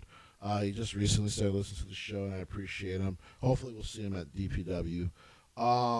Yeah, I'd love to introduce you guys to him. We did had a few more followers on our Yeah. Facebook page. Thank you for joining us there. And so, but he gets a chance to watch kind of religiously. Yeah. Because he was like, sometimes I get a couple days off, so I'll just kind of Yeah. sponge it all. Yeah. And he was just like, the one thing that will piss me off when I'm in live chat rooms is when I see AEW fans try to compare themselves to Gaijin fans. Like, we aren't the fucking same. We understand what's going on here, and this is sports-based storytelling at its finest, and it has been for fucking 30, 40 years. Yeah. AEW's form of it is. He was very kind. He said it's very independent. And what he means by that is just like it's their own form, but it's nowhere near what New Japan has perfected. New Japan, like New Japan is Gordon Ramsay, who's been given a box of ingredients, and Jesse, AEW is like the home chef. Jesse, he's going to, as I always try to tell people, he's going to perfect it because at his level, it has to be perfect. That's why he charges $300 Right. for an entree. Oh yeah. But like Jesse, the home cook is going to be homely. They're going to have a version that appeals to a certain type. Because Jesse, I'll be honest with you, where we live, very blue collar, some people want a big hearty meal. Sure. They don't want that in California. They don't want that in New York. Portion size matters because it needs to be a portion size that is worth the money. Right. And Oh, yeah. I always try to tell people, barbecue restaurants don't do what Gordon Ramsay's restaurant does because, Jesse, they give you a pound of fries and a rack of ribs and charge $13. but that's barbecue. Quick, easy, you get it out. Right. His And stuff. I'm gonna go fat and happy home. His stuff is the same amount of prep time as the barbecue, but there's 40 different elements to it. Right. But Jesse, he's also charging $200 extra for that goddamn entree. Yeah. Because Leroy, I don't know if you knew this, but Gordon Ramsay's signature restaurant, his original first restaurant, Yeah. only open 6 hours a day, and not even consecutively. And it used to be reservation only. It still is. I probably That won't. even still I is. probably won't ever go. It's $304 a plate. I won't ever go. I want to go because let me be very clear. When you get to experience perfection, I'll pay whatever that fucking costs. But anyway, Jesse, to my point, Tony Khan was given ingredients, and what he has created is not what Gato and Jado created. Correct. Gato and Jado, they perfected the method. They have the plan. Well, But Tony Khan's version of it, Jesse, it appeals to the person who's like, hey, Jesse, what are you eating right now? You got a big plated meal, but you only paid like $10. Right. But let's say I'm going to give you that same dish, the ingredients in it, but I'm going to charge you $40 for it. Now, you're okay with that, but it needs to be at a certain level. It better be way better than this. Exactly. And that's still pretty good. Right. But, like, Tony gets ingredients, and he appeals to the sickos. Jesse, they just want the in-ring because that's all wrestling is to them. And they're like, stories don't matter. Jesse, I don't think Gaijins, and correct me if I'm wrong, you guys wouldn't be into Jado and Gato if they put Tony Khan style wrestling out there. Okada doesn't become a legend if they do that kind of shit. yeah. He's just another guy who can wrestle. Right. And that's, by the way, folks, to the opening topic, it wraps around. Jesse, that's what they've turned Konosuke Takeshita into. It's Unfortunately. it's a lost art. Now, WWE will always be more entertainment than it. I mean, Listen. that's their thing.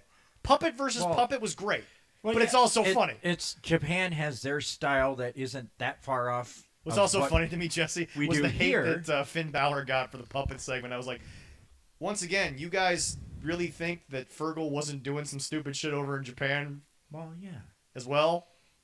Like, yeah, no, he was. Like, Listen, but- like Jesse, we've all seen the videos when the Bullet Club boys were hanging out in the restaurants with the fans, chopping them, and they weren't going to get arrested for assault because in Japan, I mean, it's a cultural thing. I mean, It's an honor. yeah, exactly. Why, So, like, yeah. but Jesse, whether it's behind the scenes, whether it was on camera, Fergal did some of this. Like, the thing about Finn Balor, everyone is like, oh, go back to Japan. I'm like, first of all, you guys didn't watch him in Japan if you're saying go back because he's doing something weird in WWE. He was doing weird shit in Japan. Like, go back and do it. Like, this is the part that bothers me. Jesse, right or wrong, answer my question. Fergal goes back to New Japan. Does he not just do the same shit he's doing in WWE right now? Yeah, it's gonna be the same shit. Okay, cool. Yeah. But Yeah. no, it's just, Jesse, you guys get lumped into this sicko crowd. And you guys aren't even close. No. No. That's like looking at someone and being like, cuz, we ain't the same. Like, it Not doesn't like work us. like that. No. No. Gaijin fans understand. It's almost like sumo wrestling. You have to understand and love the beauty of it to get what's going on. Because in reality, it is just a bunch of fat dudes slapping at each other. What it looks like to the naked eye is just two fat dudes slapping the shit out of each other to try to get. You know what's interesting? It's interesting. I want to relate this back because once again, WWE Top in Wrestling. Let's go back to Taylor. Okay, what did she say on the New Heights podcast? Jesse, she knows that a bunch of girls tuned in for 34 seconds of her. But think about this. She said it. 20 girls showed up, but if 10 of them stuck around, you don't think you just grew the game? Right. Yeah. And by the way, Jesse, she said, why did those 10 girls stick around? Because when you understand football, it's a good sport. It's fun. That's why I'm still upset Zach Wilson didn't win that game. Yeah, He was so close. he really I'm was. like, man, he's about to get so many bitches after he wins this game. Older bitches, but bitches. Hey, bitches is bitches. Hey. That MILF is a good thing. Like, hey. You don't have one, so you know what? Calm down. A MILF? Well, he has a MILF, but Oh, yeah, I do, man. Oh, yeah. I would not call her a... You're still, Leroy, you are still 996,000 years older than this person. She's a younger MILF. What's wrong with that? You sick fuck. Anyway. Hey, it's still legal. That's all I gotta say. Man, oh man. All right, but anyway. But Jesse, that's Well, my when point. I make her my That's wife, for it'll be a you, lot Kathy. easier. We love you. But Jesse, I that's know. my point. We still gotta get that shirt. Gaijins, Yeah. you guys stick around because of the interesting stories that come out of New Japan. The sickos don't claim they watch New Japan, but Jesse, let's be honest, they No, watch they- highlights. They Yeah, watch I saw the that. in-ring highlight Yeah. match. Like, Jesse, we all know the 20 greatest moves of Hiroshi Tanahashi has probably been in their YouTube repeat for the last 6 years. But quick question, Jesse. What are the memories you have of the ace, Tanahashi? I gotta tell people, it's not even really the matches, even though a lot of them in his prime are phenomenal. It's the interaction with kids. It's the positive aura. It's the never say die attitude. Like I told people, the joke amongst Gaijin is the Japanese got the better version of Hulk Hogan because like The better human being is what you're saying, yeah. In the sense of like. Outside of who he is as a outside of the performer, he's still a great guy. Like the guy went to a they had the earthquakes. Yeah. He went down there to help them rebuild shit for free. Didn't ask for the cameras to be there. No, fucking stand up, dude. New Japan was actually upset that the news put it on the news because they were like, hey, can he just go live his life? Like, that's who he is. He doesn't want to be interviewed about And that. so wait, hold on. So you're telling me that your memories include a guy who built sympathy in the ring? Not just out wrestled someone? It's the aura of him, which is also probably why it's been so sad watching the knees go on him because it's just like, fuck, man.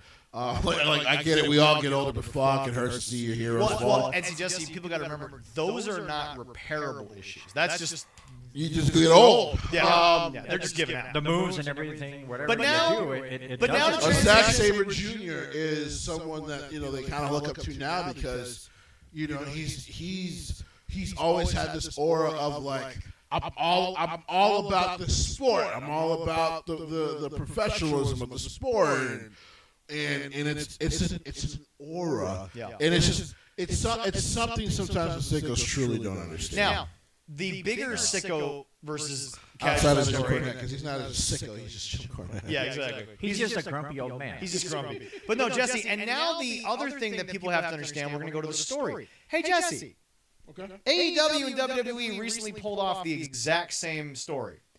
But one is getting hate and one is not, and the sickos are like, it's because they're WWE. No, it's because Seth Rollins actually did something with the knee injury. Oh. Will just went home. Yeah, different. I know you've been wanting to talk about this. Tony Khan doesn't watch WWE. Step Tony back. Khan doesn't watch WWE. He does. He doesn't. He doesn't even know that happened. Bullshit, he does. We know he does. SummerSlam concurrently. Thank you, Peacock, for actually deciding to release the viewership. Got 60 million views concurrently. Could you repeat that for the sickos? 60 million views. Was that each night or for the 2 nights? Probably 2 nights. Probably the 2 nights. Yeah. Okay, all right. That's fucking good. But it got, especially during that segment, Oh, yeah. 50-something million views. The man has already admitted that he watched SmackDown, by the way. In a tweet. I accidentally have done it twice, actually. Yeah, right? And all of a sudden, Will Ospreay now is doing a I'm not really injured return. Go fuck yourself. Go fuck yourself. But Jesse, now let's just go on screen because I'm trying to get this opening segment, which yes is going a Because, little by the way, long. really quick, Yeah, go ahead. It always goes along. What are you talking he's about? still not world champion. Put a pin in that for a minute. Okay. But Jesse, okay, so I now, believe that shit. but now, I do. but now, boys, let's look at this from the perspective. Jesse, the sickos are claiming that it's because the WWE. No, guys, it's because one was a story built in the main event, teased for weeks, and had multiple players built into it. One was just I'm back and fighting. Jesse, Will Ospreay's fake injury could have. Also, this is the biggest part of the other one was Yeah. Seth's the world heavyweight champion now. again, put a pin in that. Jesse, can you imagine if Will was, let's say, because remember, Will broke the injury story by helping someone. Right. Can you imagine if Will was like shown at home watching that for 2 weeks, then he decides, I'm still hurt, but I'm going to come here, I'm going to give you a piece of my mind type of deal, and then he breaks the injury news. Right. It's like, build it! Give me something that's a... Because Jesse... I think we've learned. The world was kind of shocked when Seth Rollins did what he did. Well, yeah. Yeah. So wait a second. You're telling me that when you actually get someone, that kayfabe could still exist if every player just agrees to it? Funny. Guys, you're mad, once again, Jesse, at who? The Mirror. You're mad not that WWE did it, but that they did it better. And Right. Jesse, what is the one thing you have always told all the people who sadly come to you for too much advice? You got to stop that. I know. But Jesse, you tell them all the time. Do you hate that person, or do you hate that they're a better version of what you want to be? Right. I don't think Tony believes in foreplay. Well, that was not anywhere I was going, but you're also not wrong. Yeah, that's true. But Jesse, my point is this. You literally threw it on the table. A better version of what they want is happening somewhere else. But instead of embracing it, making the business better, making everything come to light, they want it to be this other place. Right. I mean, look, guys, Jesse rooting for the Jets over the Giants, and again, I'm not making a joke on this, I'm just trying to explain real sports. That's a different situation because you can like one team that's in the same town over another team because that's what sports are. Because every year, yes, folks, because Jesse's team signs professional football players, technically, there are 1,000 ways that Jesse's team, presently constructed, can win a Super Bowl. Injuries, sicknesses, trades. You know what I'm saying?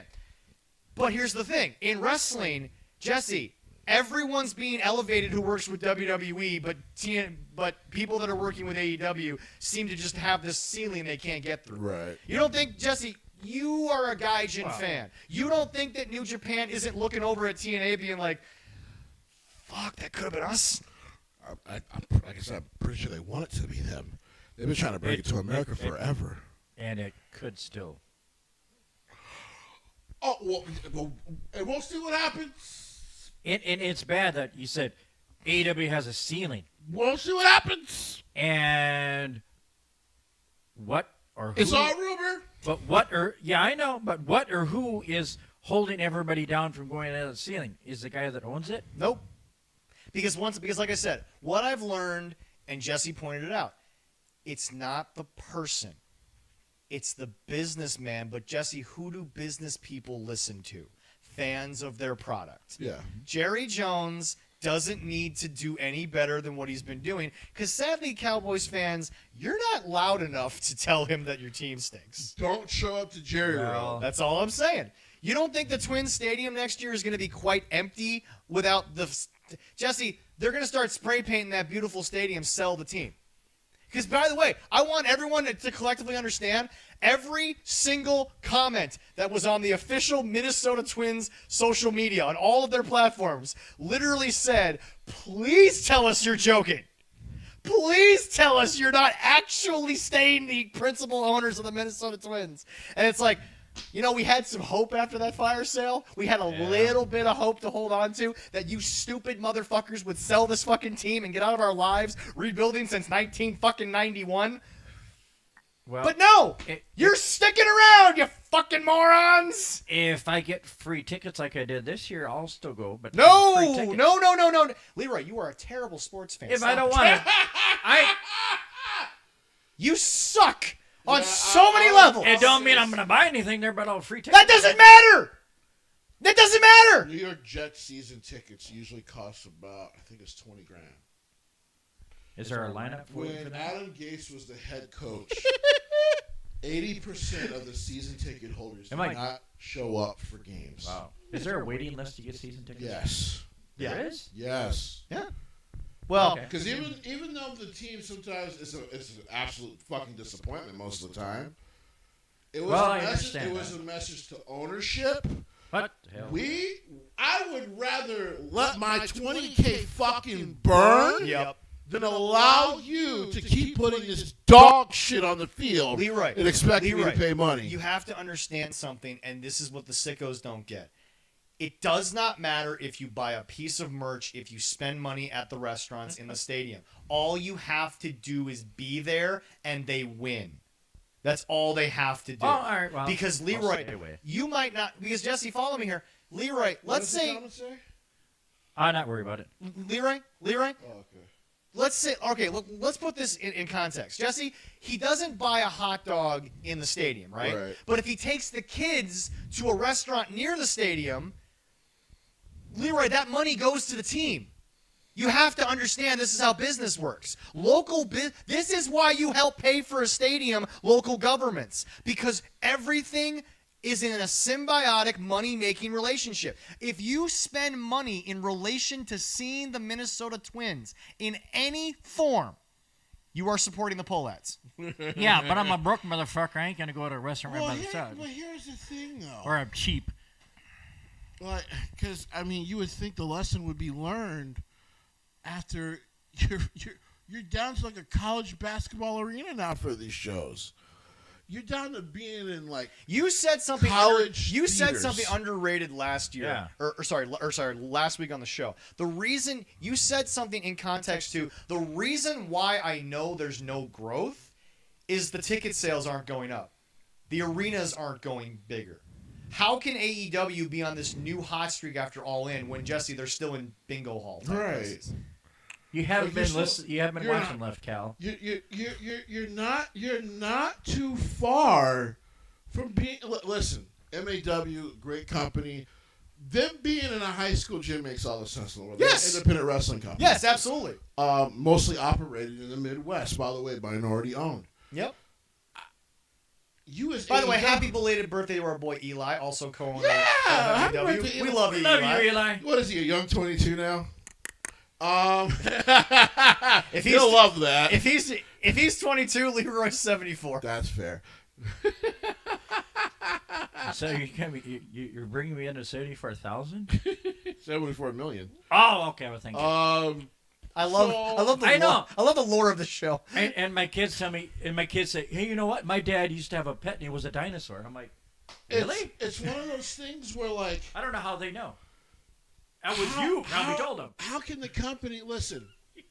Just These because I'm things- making this up? These things take time. Yes. There's no doubt about it. Right, yeah. It did it happen overnight once Triple H took over booking in WWE? No. But once it was there, even with sometimes a stagnant booking in WWE, Yeah. people are preparing all these overprices. Sure. But I don't know if you've been to a live WWE show recently. It's kind of worth going. Yeah. They do a lot of fun stuff, even when there's no wrestling in between the commercials. And you want to know what's also funny to me, Jesse, is people want to pretend that the seats that Allison bought us, because they were on the floor, they were against the rail. Jesse, they weren't front row. She didn't pay $20,000. Right. But it was still a great experience. But it was a great experience. Jesse will never get paid for his time that night. And Dominic Mysterio, all I'm saying.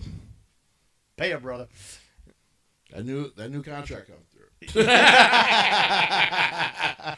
But yeah, no, it's Bills payable to Stowe and Stowe Corporation. Before we get into Dynamite, I do not want. I keep saying it because there are a couple things in the show I liked. I still like Hangman out on Page. I'm sure you don't. I really love this segment, and we'll get into it.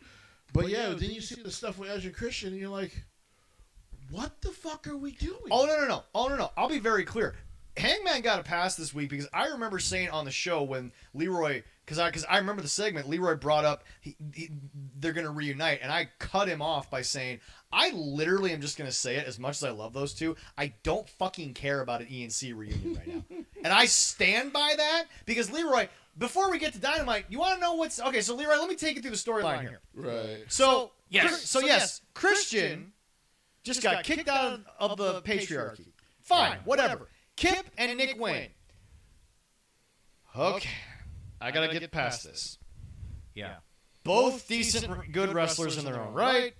Yeah. But now, Edge. Actually, I Edge. didn't like Kip Sabian's character work either. Yeah.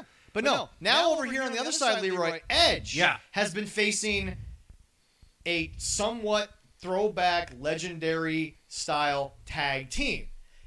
Edge and Christian have now become a tag team. They officially became Because Edge was being attacked by Stokely and FTR, a tag team. So they're getting back together as a former legendary tag team, Right. helping Edge, helping Edge be saved by a legendary tag team. Right. Jesse, the first match is against the two singles wrestlers they put together. It makes no sense. It's the most backwards booking I've ever seen. Okay, so I'll explain what I mean by it makes no sense. What it doesn't make sense in the sense that these are two guys that Christian would go after. Yes. But you start the first match of the reunion with the tag team, not the singles guys. Well, I guess technically they're in a faction, so they can be considered With the worst a tag actress in the team. history of wrestling? She is trash. She is more ass than the Iceman album from Drake that has not come out yet. She's a terrible actress. You and I have talked about this. You have no hopes for that album. None. You have no hopes for that album. No, it's. What did I miss? The fucking point, apparently. That's what you missed.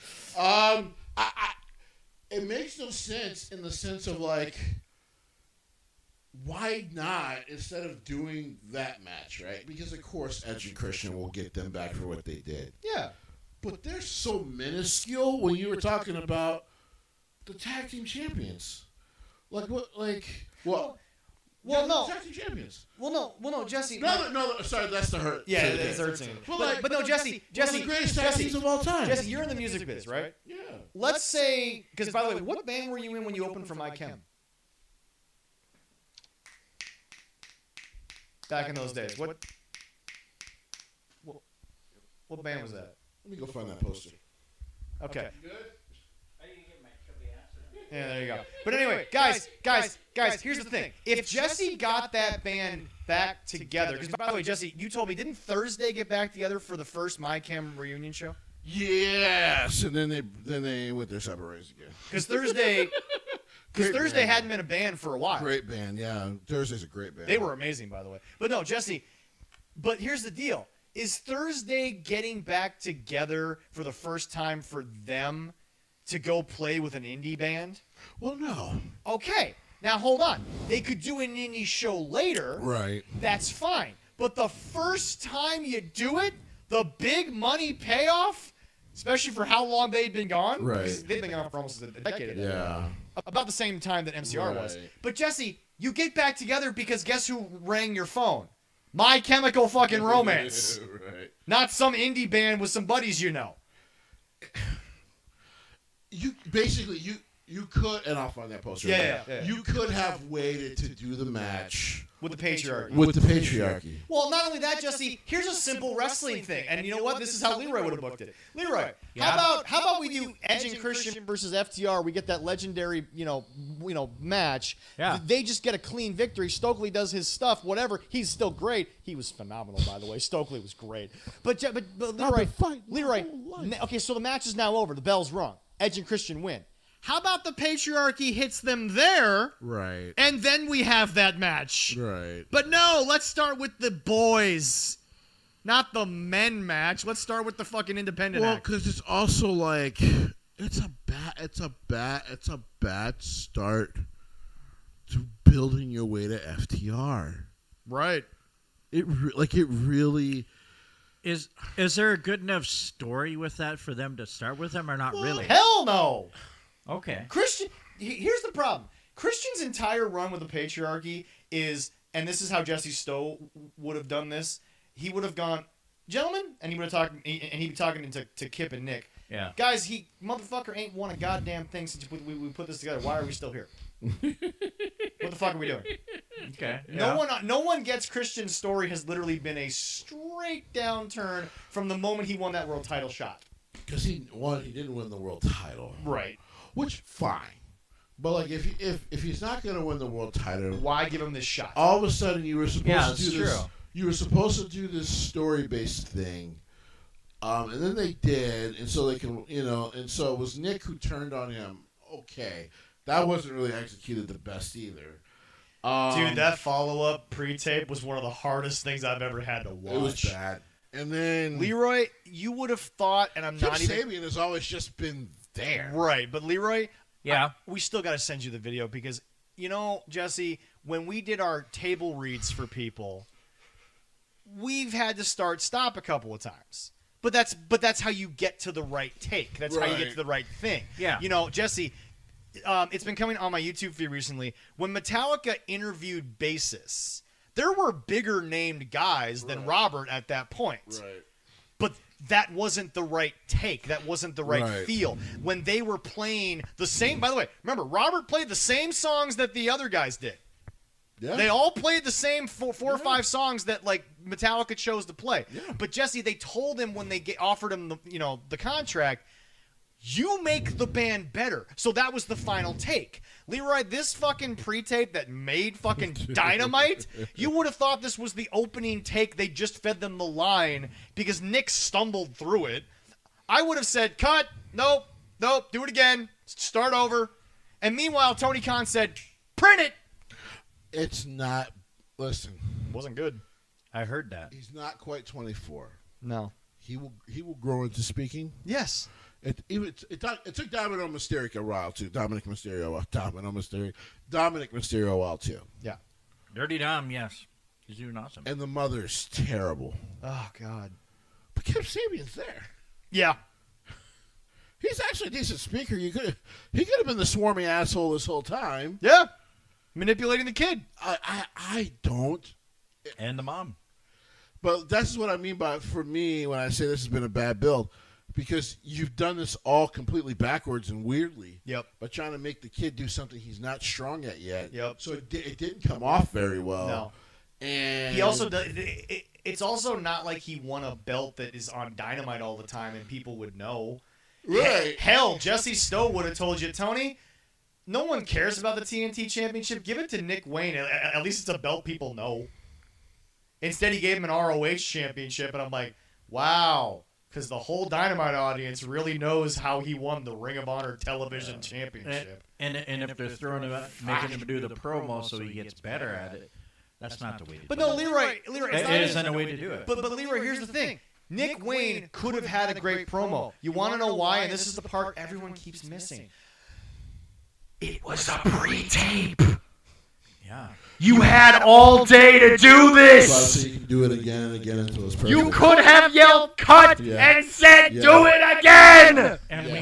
And we know back in the day what one of the greatest interviewers ever, Mean Gene Okerlund, the great Mean, his takes were always done in one shot. They did many of them because But They Nick Wayne screwed ain't up. about to be Mean Gene, motherfuckers. well, yeah, no, it's like, but somebody that good, yeah, they had to do multiple takes on it because we seen outtakes of it, and I understand why he lost it on some of them because it was good. People have But you gotta misunderstood. try. See, Jesse, going back to the Sickos for 2 seconds, then we'll get to Dynamite. People look at my comments and they fail to read, and the comments are always the same no matter what post I'm on. You're a hater, you're a hater, you're a hater, you're a hater. You guys missed the part where I put the word pre-tape in there? The kid had like 7 more shots at this, maybe minimum, and that's the one they picked? That's like saying, Jesse, go record a song. You guys do 4 takes, and in 1 take, the bass was out of tune for half the song, and he was tuning it in the middle of the recording, and you're just like, yep, that's the one I want, guys. Yeah, It's legitimately what they did, and that's not even Nick's fault. Right. no, it isn't. Whoever's producing Jesse, that section. Jesse, 4 professionals, all Hall of Famers at what they do. Add Stokely, who's been great. And they're skipping that over and starting with the guys who no one knows why they're doing what they're doing. Just using that as your first part of your build is so weird. It's just odd behavior. That's like Jesse was able to get Aerosmith back together, and Jesse, the first place they're going to play is the bar down the street. Yeah, you'd be like, what are you doing as a booker? You're like, what are you? This is Aerosmith. We can put 20,000 people in a building We could easy. easily fill fucking 40,000 people. Like, what are we doing? We just don't want any money, apparently. Drop of a hat. Yep. Yeah, yeah. Anyway. Stokely is funny as shit. Oh, God. Well, yes. Oh, God. I know he is. He's good. God, dude, when he did... One thing I'll say about Stokely, he knows how to do his role. We still don't know why he's with FTR. That was still a weird pairing. But boy, howdy, does he know how to do it. They think weird things over there in I'm short. Jacksonville. I'm bald. I don't get any hoes. Which broke the dude. He's like, you don't get no hoes. But Jesse, That shit was hilarious. but Jesse, how about starting the match trying to spear Edge? Oh my God. Bounced off of him. He literally bounced off of Edge's rib So cage. good. It was the funniest So thing good. I had Well, ever Stokely's seen. not that big of a guy, so Well, no. yeah. No, Leroy. I'm not joking when I tell you he flew 4 feet across 10 feet across the ring, It was really well done. perpendicular to the ring in midair before he hit Edge and then fell flat. The manager you want to see get your ass kicked, like the wrestling guy, the wrestling manager, like he does it so perfectly. It's just What? Jesse's Better than Bobby problem. Heenan? It's just Jesse's problem with him being with FTR is my problem with him being FTR. Can't be better than Jesse, Bobby why? Heenan. Jesse, why was he with Well, FTR? It doesn't make any sense. But Yeah. he is great. At what Anyway, he does. so we Right. open this up with MJF and Hangman coming face to face. Jesse, since you don't think I can give proper dues here, first of all, I think he can. MJF, stop reminding people that there was a devil segment. That's a really bad idea, because that just never helped anyone's career. It looked bad. Like, okay, when was the last time Ric Flair brought up the Black Scorpion angle? Never. When was the last time WWE has referred to "It was me, Austin"? No. When was the last time the Shockmaster got brought up, unless it was a joke? Unless it was a joke. Yeah. Exactly. So you know what? We don't want to remember you were the devil, because that whole storyline was so mismanaged and so piss poor and ended in seriously, the worst possible way it could have ended. Top 5 worst reveals in history. Yes. That's when they come out. Top 3. Top 3, bro. Well, no, it's in the top 5. No, that's a top 3.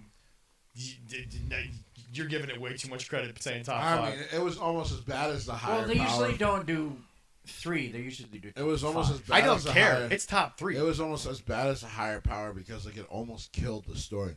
Like Yeah. when it was revealed Vince was the higher power, it was just like, well, this sucks. Of course it was Vince. Like, you thought it was gonna be somebody interesting, and when it was Vince, you're like, well, that's disappointing. Well, All it's right. supposed to be somebody All else. right, so before- Jesse, yeah, all right, so here's my question. It's at Forbidden Door. I mean, Forbidden Door. That Hangman didn't really say much here, Jesse. So, like, I mean, did you... Okay, so let me ask you as a journalist, not someone with an opinion. Did this little segment help Max and Adam, or did it just help Max? I thought it was good for both people. One, I think it kind of proved that Hangman can hang on the mic with Max, which I don't know if that says anything good about Max or great about Hangman, but Hangman's improvement has been one Well, of I my guess favorite he's things this year. improved. Maxwell's Maxwell. So certain things are going to hit really good, certain things are not. Do you think... So we talked about Hogan and Flair. Do you think that Max, at times, because he's trying to overcompensate for the lack of the rest of the show, do you think he kind of takes the whole "I live the gimmick" thing a little too far? You want to know why I never hate on Max with the whole living the gimmick thing? Because they should all do it. Well, I'm not asking you to hate on the gimmick. I'm just saying, you said there's things that will hit, there's things that won't. The things that won't hit, do you think that's him trying to overdo it because of the other... Maybe, but Yeah. Which, by the way, guys, we're here to say it, because everyone says we don't say anything good about AEW wrestlers. His performance in Happy Gilmore 2, haven't seen it yet. Very well done. Very well done. Yeah, you gotta watch it. It was really good. So yeah, I thought the opening segment was fine. I thought it was a good way to like. Well, it's a good thing that we opened with a good amuse-bouche, Jesse, because your appetizers sucked. John Moxley and Kevin Knight. What did Kevin Knight do to deserve this? Jesse's looking around for some help. I think he drew the short straw. Why are we trying to get John Moxley back into the world title picture? Wait, hold on. Tony thinks that's the right thing to do. Hold on. You just contradicted yourself. This segment ended, spoiler alert, with Will Ospreay's return. If you're working with Will Ospreay, you're not near the world title. This is all to get John Moxley back into the world title picture. But you can't be near the world title if you're working for Will Ospreay. He does have a Will point. Ospreay's never near the world title. He does. There's the pin. Well, he is if he's standing next to the guy that's holding He's it gonna up. beat Will Ospreay. I know. If somebody Welcome standing to next how him holding screwed it up this situation. And by the way, Kevin Knight was just there. Kevin Knight, Jesse, Kevin Knight took an ass whooping from a fucking plumber. I said he drew the short straw. That's what happened. Well, that's the thing, Jesse. How did the Kevin Knight thing come about? Tony announced that. Cannon fodder. Did we have to remove Speedball because the MVP news is actually real? Like, where was Mike Bailey? Let's Having catering. everyone, because I'm ugly. Let's talk about this. You're not ugly. You're a beautiful man. Let him talk, Leroy. John Moxley. He's trying to get through some things. John Moxley is now Constable Corbin. Let's just be real about it. Yeah. He's always there. Yeah. He fucking brings down the show. Nothing he ever does is decent. Why? Well, Constable Corbin was so bad because one week he had the power to do things, the other week he was just a wrestler in a match and didn't have the power to change things. With a suit. Yeah. Yeah, I'm gonna have to agree with you there. What? She may be an outstanding person. She's a decent wrestler. Nick Wayne's mom has competition for one of the worst female actresses I've ever seen, and that's Roddy. That's Roddy's wife.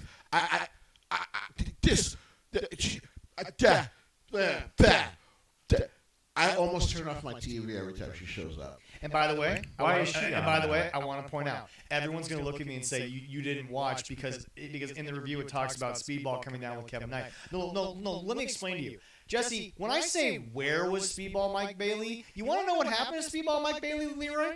The same thing that happened to everyone when the Death Riders had the world title, but we were forced to watch them because they had the world title in a briefcase. Jesse, they just beat the fuck out of Speedball. They just beat him up. So when people ask, well, what do you mean, where was he? I'm like, Jesse, the babyface didn't get Jesse. Hear me out. The babyface, and because by the way, New Japan usually does this a lot. Jesse, the young lion didn't get a couple of good shots in. He just immediately got beat the fuck down. So when I ask where was Speedball, where's the guy that I'm supposed to believe is a tag team partner with Kevin Knight, and where's the guy you brought in as one of the best wrestlers in the world because he was on the indie scene? If he just gets beat the fuck out of it. Remember when everyone said the Big Dog character was bad? John Moxley. Welcome to that world. I remember in 2013 when it was like, man, WWE is force feeding John Cena down my throat. AEW was like, hold my beer. Here's John Moxley. That's where we are. No one wants to see him. But like a fucking dog turd, he keeps showing up. Why would you have... By the way, maybe I'm crazy. Didn't the dude that climbed Mount Everest just try to kill him 2 weeks ago? Yeah. Where the fuck is he? Doing a podcast with Steve-O saying, now I want to pull back and smell the roses. Is John Moxley kind of like that mosquito that goes flying around when you try and sleep? No, because the mosquito will actually do what nature intended. John Moxley is doing something Die? I don't think nature would want. Die?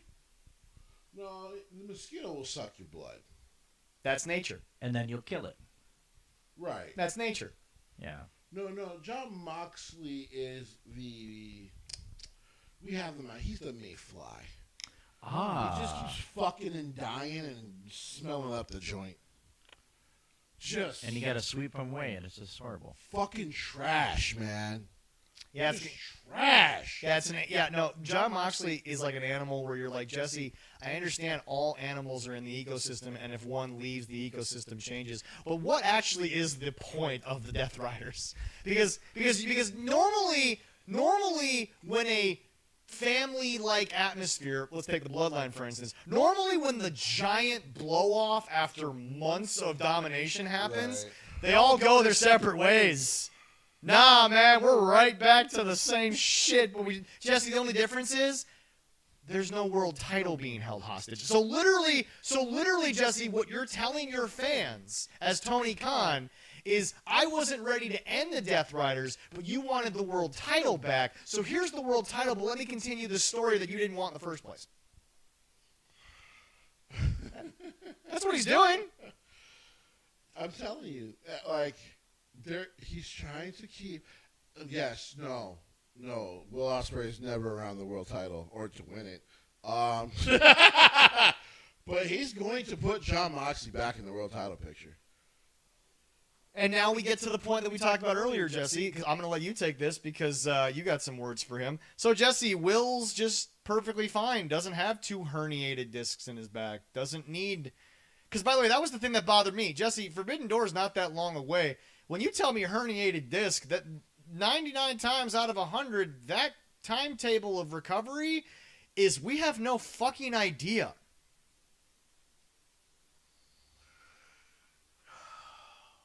Ask the question one more time. The question was, so what was the point of Will doing this injury thing?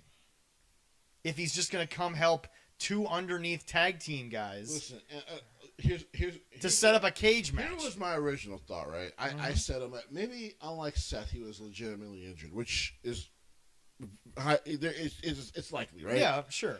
Yeah. But if you're trying to, because clearly you tried to emulate the Seth Rollins thing, not in a good way either. Yeah. Then, if you're going to try to do that, right? Like you said earlier, hey, well, I know it's private.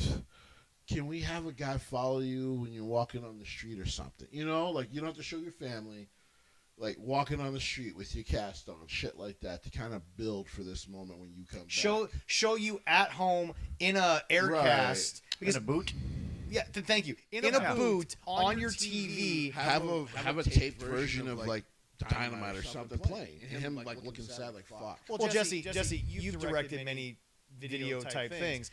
It doesn't even have to be that Dynamite. Just angle the camera to where you can see that Dynamite's happening, Right. but it doesn't have to be that episode. But just something Yeah, that shows sure, yeah. he's down about that he's hurt and this and that. And maybe Jon Moxley beat up Kevin Knight in Speedball the week prior to this. Not Tony Khan announced that Kevin Knight's going to face Jon Moxley on Dynamite. Weird match to announce on fucking social media. And it's so funny because everyone, I kept seeing in the AEW comments man, this kid's gonna get a shot, and then he just got fucking squashed. Yeah. So, And by the way, that's the number one problem that people are now getting to, especially in Reddit, about Jon Moxley and the whole Death Rider 8 months thing was, Jesse, they're now going back and realizing, Jesse, a lot of what Jon Moxley did was just pig shit wrestling.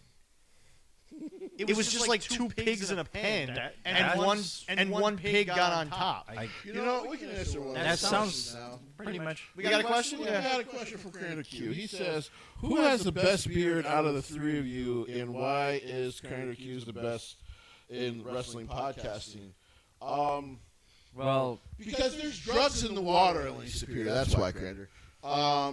There's drugs in the water. my water's just fine. You know, He might be delusional. you've been drinking it. Welcome back to our segment. Jesse wants to do anything other than talk about Jon Moxley. Clearly. We can move on to the next segment and Dynamite. Then. You have a very nice beard. But let's be clear. And your Mr. wife Creator loves Q. your beard too, so maybe. To answer your question, I have seen your chin thinned. You have 2 of them. So we want to keep one of them covered? So from fat guy to fat guy, you keep that fucking beard, sir. Love you. Oh. Well, I figured I answered that question. One of our number. Yeah. One of our That number was one more important than fan. any John Moxley's involved in. Yeah. But He has a welcome, number one fan. Crown there but for- I love you, buddy. but Right, our welcome top back staff. to also Jesse will now tweet Triple H to make sure China's in the Hall of Fame. You know, I'm done tweet Triple H. This man's gonna get yelled at. By You did do it a lot. I'm gonna do it. I'm gonna do it very loudly soon. Yeah, but anyway, But anyway, Jesse- in about a year. Will Ospreay was supposed to be this huge acquisition when they brought these three in. he was. and just And has failed they've miserably. done not a lot with them. Well, no, Jesse. They've done a lot. They've had him lose a world title match, lose a chance at a world title match, beat up a guy 3 times, and like you tried, you have been right where everyone else was wrong. Jesse, he didn't just win a match against Kyle Fletcher 3 times. He embarrassed Kyle Fletcher in the ring 3 times. He's gonna lose to John Moxley. So Well, like, we I know just, that. I don't get it, man. So is this the first? What do they call it? Because they can't call it War Games. Is this going to be the first? Fuck. What do they call this match on their end? Is this going to be the first one without the Bucks? Anarchy in the arena? No. What's the cage match? Oh, shit. I don't remember. Yeah. Fuck. It's not Hell in a Cell. You can't use that. No. See, now I gotta go look this up. Yeah. What it's, let me Because see. last time it was the Elite versus what was Chris Jericho's group? Oh God. Which one was it? The Biker Gang or was it the or the Appreciation Society? Oh wait, no, that was the same faction. My bad. No, I think that was the right one. Is this going to happen at Forbidden? Yep. Yeah. Because Forbidden Door's in London, and Will Ospreay said, "You get your friends, I'll get my friends. Meet me in London. Lights." Oh yeah, Jesse. By the way, hold on. Pause, Jesse. Before you wait, hold on, Jesse. You don't have to look it up anymore because Will's statement just reminded me. This isn't that match. This is them once again using that whole fucking phrase, "Lights out." Oh, yeah. Yeah, because I was like, fuck, I can't remember. Jesse, the point of a lights out match was that it was supposed to happen at the end of the show. Well, because This is going to be in the middle of the supposed to be show. unsanctioned. Yeah. and- But Jesse, this is going to be in the middle. Jesse, the problem that, dude, Jim Cornette has been right about one major thing so much that it bothers me is like Oh, yeah. AEW keeps announcing this match will have no interference. If you tell them that you can stop the interference in one match, then you can stop the interference in all the other matches. It's not a good look. But Jesse, if you tell them in the middle of the show, because unless this made events, Jesse, they're going to tell you we cannot be held responsible for this big 30-minute match that's going to be happening within our 6-hour show. But once the match is over, we now have maintained control over again. Motherfucker, what? Yeah, it's considered a lights out steel cage. Zach. Dude, yeah. Motherfucker, Yeah. what? That's so bad when you think No, about it. Leroy. That's That's really fine. We bad. understand It's that. a lights out No, match, yeah. that's fine. Understand this, Leroy. Yeah. They're going to have a 4 to 6 hour pay-per-view. And in the middle of that show, they're going to tell everyone AEW is not responsible for what's happening. And as soon as the match is over, the commentators won't say it because it'll be the stupidest thing they say, but they're literally going to have to go back to, well, yeah, now we're responsible. You gave these 10 fuckers 30 Well, you know. minutes and now you're responsible again? What the fuck? With so far the Leroy, card? Leroy, stop. We don't care about the card. We're in the middle of Dynamite because we have to get through Oh this. no, I'm not going to give. They could put that on as last match. Honestly, Even if Pause. Even with Will being from London, you think these people are going to watch 5 hours of wrestling and then watch this for 60 minutes? Bruv, they got lives to go home to. okay, put it on the 4th match then. But now you're making my point. Jesse, they're going to stop the pay-per-view. they're going to start the pay-per-view with it, which will be even worse. Oh, God, you're right. Because the Bucks always And like for the first match, we had no control. But for the next 5 hours, we have all the control. Morons. This is why you don't do this. Yeah. Well, no, this is why you don't do it every year. Right. Isn't this like the 10th Lights Out match they've had in the history of All Elite Wrestling? The problem is like they've gotten so far away from what the first two were that Right. they almost don't even matter anymore. Next up, we had a reminder of everything that's gone on between Cope and FTR. Next up, Alex Windsor, Queen Amanita, and Willow Nightingale defeated Mercedes Moné, Thelka, and Sky Blue. This match made no sense to just put in the middle of nowhere because Mercedes has been dealing with Toni Storm, not the rest of these women. And everyone's like, well, Alex Windsor has a shot at the TBS title. When was the last time Mercedes defended the TBS title? When was George W. Bush president? Which one? W. Senior or junior? W? Oh. Junior's W. W would have been 2001. That's when she last defended. No, I'm joking. She would have been like 13. And by the way, Jesse, you were on this forever. And this week, because Leroy, you didn't watch. I did. Jesse, you were made so right. Quick question, Jesse. If we took the CEO out of that fucking video, would anyone have actually been in the arena when she entered? Nope. Because they were fucking silent and the whole internet noticed it. They were silent for her, brother. One of the worst things ever in her debut was that fucking chant that song.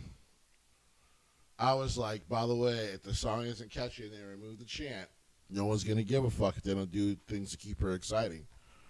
But Jesse, people, I mean, like Leroy, I understand that there are moments in time when no one gives a shit about what they're watching. Jesse, I don't think anyone in that arena could have cared less that she was in this match. Right. Leroy, you could have heard a pin drop as soon as the CEO part of the song was over. The fans They don't care. did not care that she was in this match. Listen, I was never considered a Mercedes Moné hater. Right. Including when she signed here. Right. Until like 8 months in when I said, and I was very clear about this with all of you guys, I said they have done nothing to make her feel special except go, she was a legend in WWE, and she did all this stuff in Japan. That was it. That's all they kept doing. Yeah. AEW's, they've been 5 years, they've done 9 lights out matches. That's so terrible. Go ahead, Jesse. And coupled in the same year. And then on top of that, Yeah. by the way, there was And that, John Moxley's been part there of was it a too. big argument about if she has creative control, and it was just like, well, she gets to speak on what she does in her matches. If she has influence on it, that means she has creative control. Uh-huh.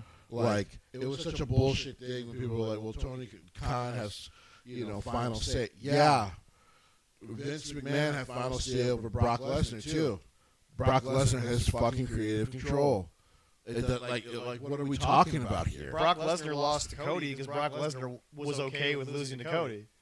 Remember, though, Oh, it's a good story. there's I the mean, very famous thing of He threw the when he threw the fucking belt. Yeah. Because of the match with Roman that even he knew sucked. Yep. Uh-huh. And that was fucking Vince's called day off. Yep.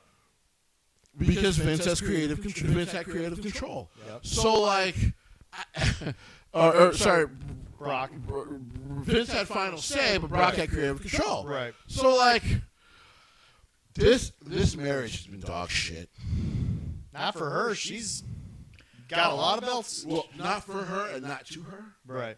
But Good for you. I it's not good for any. You know, Jesse, I don't care if she You know, has Jesse, I fucking belts. finally decided that every Mercedes Moné post about these belts, I'm just going to respond with the same basic, comment now.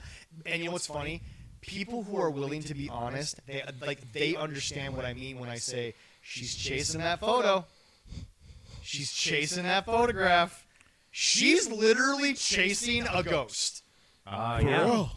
Because Jesse, the one thing that people, because see, Jesse, this is how sickos think. Because remember, they watched.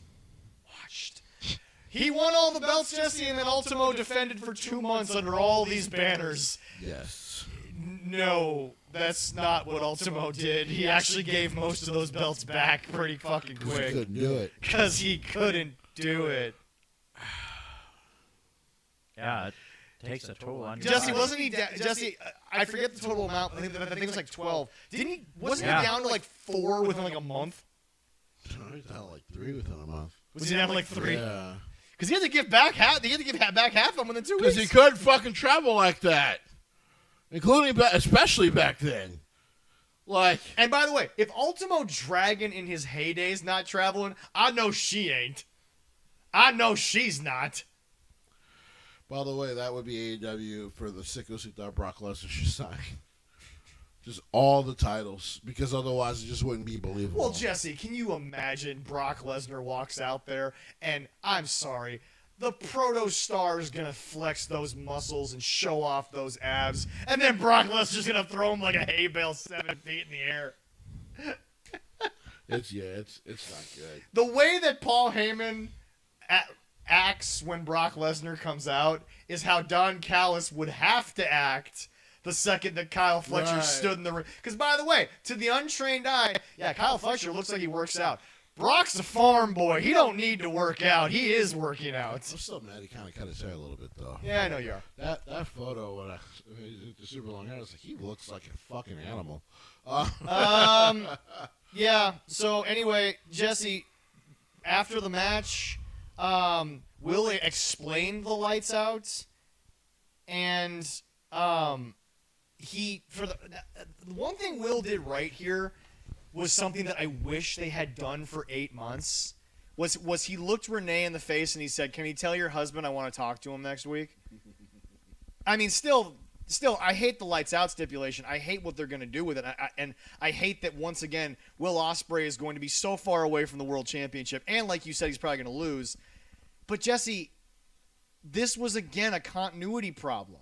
For months, Renee would interview people who were attacked by the Death Riders and ask them what they think about it, and nobody had the fucking balls to be like, "Yeah, Renee, what do you think about your husband beating the fuck out of me with a fucking rusty rake?" Hey, what did you think about him trying to kill 2 legends with fucking bleach? No one ever turned the interview on her, which was the dumbest continuity of the whole thing. Because she ate that moment with the Miz so much that now she doesn't want it to happen. That was one of the best moments of her career. In a sense, in story. And also, to be fair, I don't care what anyone wants to say. Daniel Bryan really did kind of earn that fucking verbal tongue lashing Oh, yeah. from Mike. Like, okay, Jesse, we all know this, and Leroy, you've watched it too. The DVD about Warrior, the first one, that was them fucking with Warrior. When they tell the story about Miz getting that moment on Talking Smack, they weren't trying to shit on Bryan. They were actually trying to say that was Mike doing that for himself. Right. There's 2 different things there. Right. One edit was "fuck you" to Warrior. Right. The other edit was "way to go, Mike." But like I said, you want to watch that and not have overwhelmed or like blinders on of what Daniel did. You wrestle like you don't want to get hurt. You mean like the guys in the days when you were supposedly a fan? You mean how the business is supposed to go? Like, the fact that your fucking neck is all busted up now, he wasn't actually wrong. That was the thing. I was like, he's not actually wrong. Well, no, Jesse, that's the thing. You have love for a lot of people, but when somebody is like way more right than someone else, you're gonna fucking just come out and say, I remember seeing the thing on Talking Smack, and I was just like, to be fair, yeah, I know some people thought he cut the promos of his life, but I'm like, he wasn't wrong. no. I'm like, I love Bryan, but like, And by the way, Brian, you saying if they would let me come back, I would. No, they made sure you didn't, so you didn't fucking die. right, Because you wouldn't change your style. right. Like, dude. Again. I know some people like, I don't like the bingo hall shot. I'm like, no, he earned that. Yeah. Because all you guys have been calling Mike Mizanin the softest wrestler for the longest time, Yeah. which was bullshit. Right. But Ultimo had 10. Huh? Ultimo Dragon had 10 belts. Right. Okay. So, He had 10 belts, 8 of them from Japan and Right. 2 from the U.S. But he had to give back almost all the Japanese ones, Jesse, because he had to go work the U.S. dates. Because back in those days, Japan was a harder road than the U.S. dates. Let me point this down for you. You ready? The nigga almost died. Fair enough.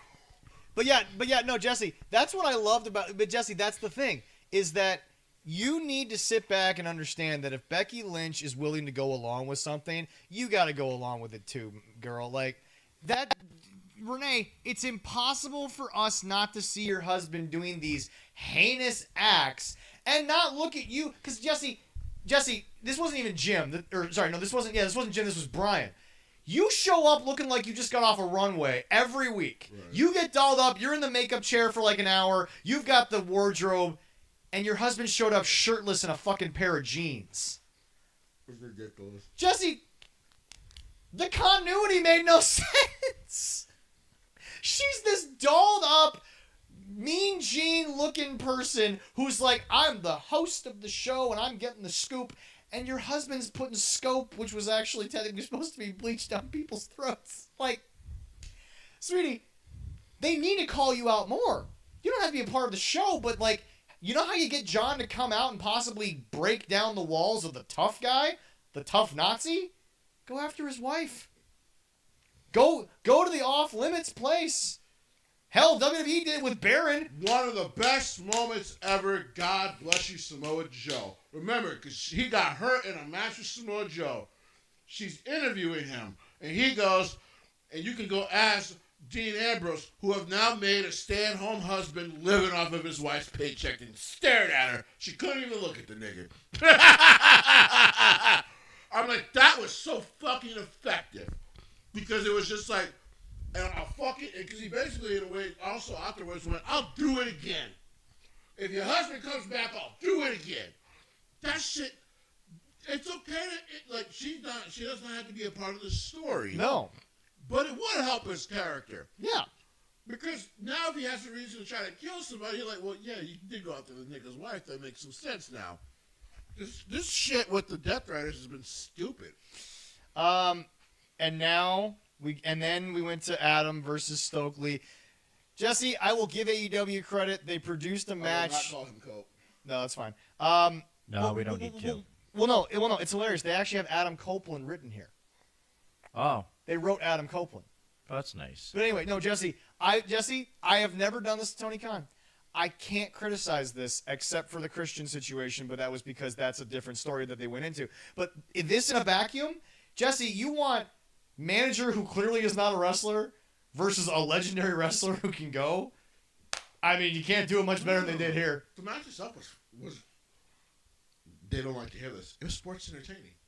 Yeah, it was hilarious. It was very good. I thought that's what they wanted to do. But, yeah, them taking on the patriarchy next week is stupid to me. Well, Who cares? Next up, I'm almost to the point Jesse is, anything these two do, like, Jesse, where, why, who, and how is this Young Bucks thing gonna go? So many. There's still no proof of to why they're getting treated like shit. do we care? Not anymore. I don't care. And now they're taking down your boy Ishii.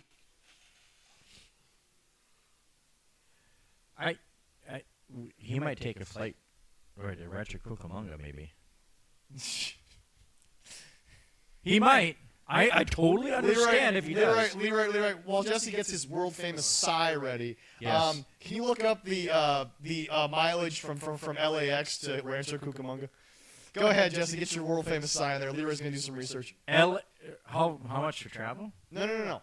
What is the mileage between Los Angeles Airport and Rancho Cucamonga, California? Go ahead, Jesse. We're gonna leave you the mic.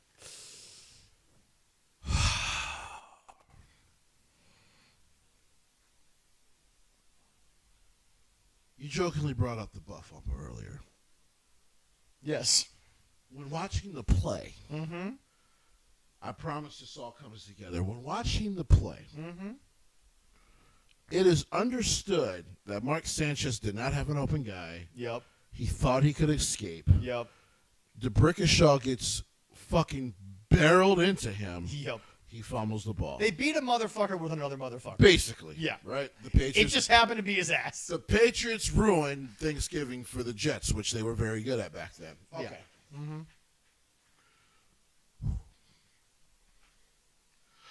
In that moment, Yes. there is a sense of, if I get hit by accidental fire and die while watching this game, that is God's blessing to me. Right. Because that means I no longer have to watch the Jets. Right. I'm good. You're right. Right? Yeah. But the Bucks are on TV week after week after week. No one can defend them to me. Wow, this is cool. Yes, they are 43.8 miles away from LAX. driving. You know, Hey, maybe Jesse, we could be there and back to LAX in about 2 hours. If you take a train, it'll take an hour. But if you do a bus, it's only half an hour.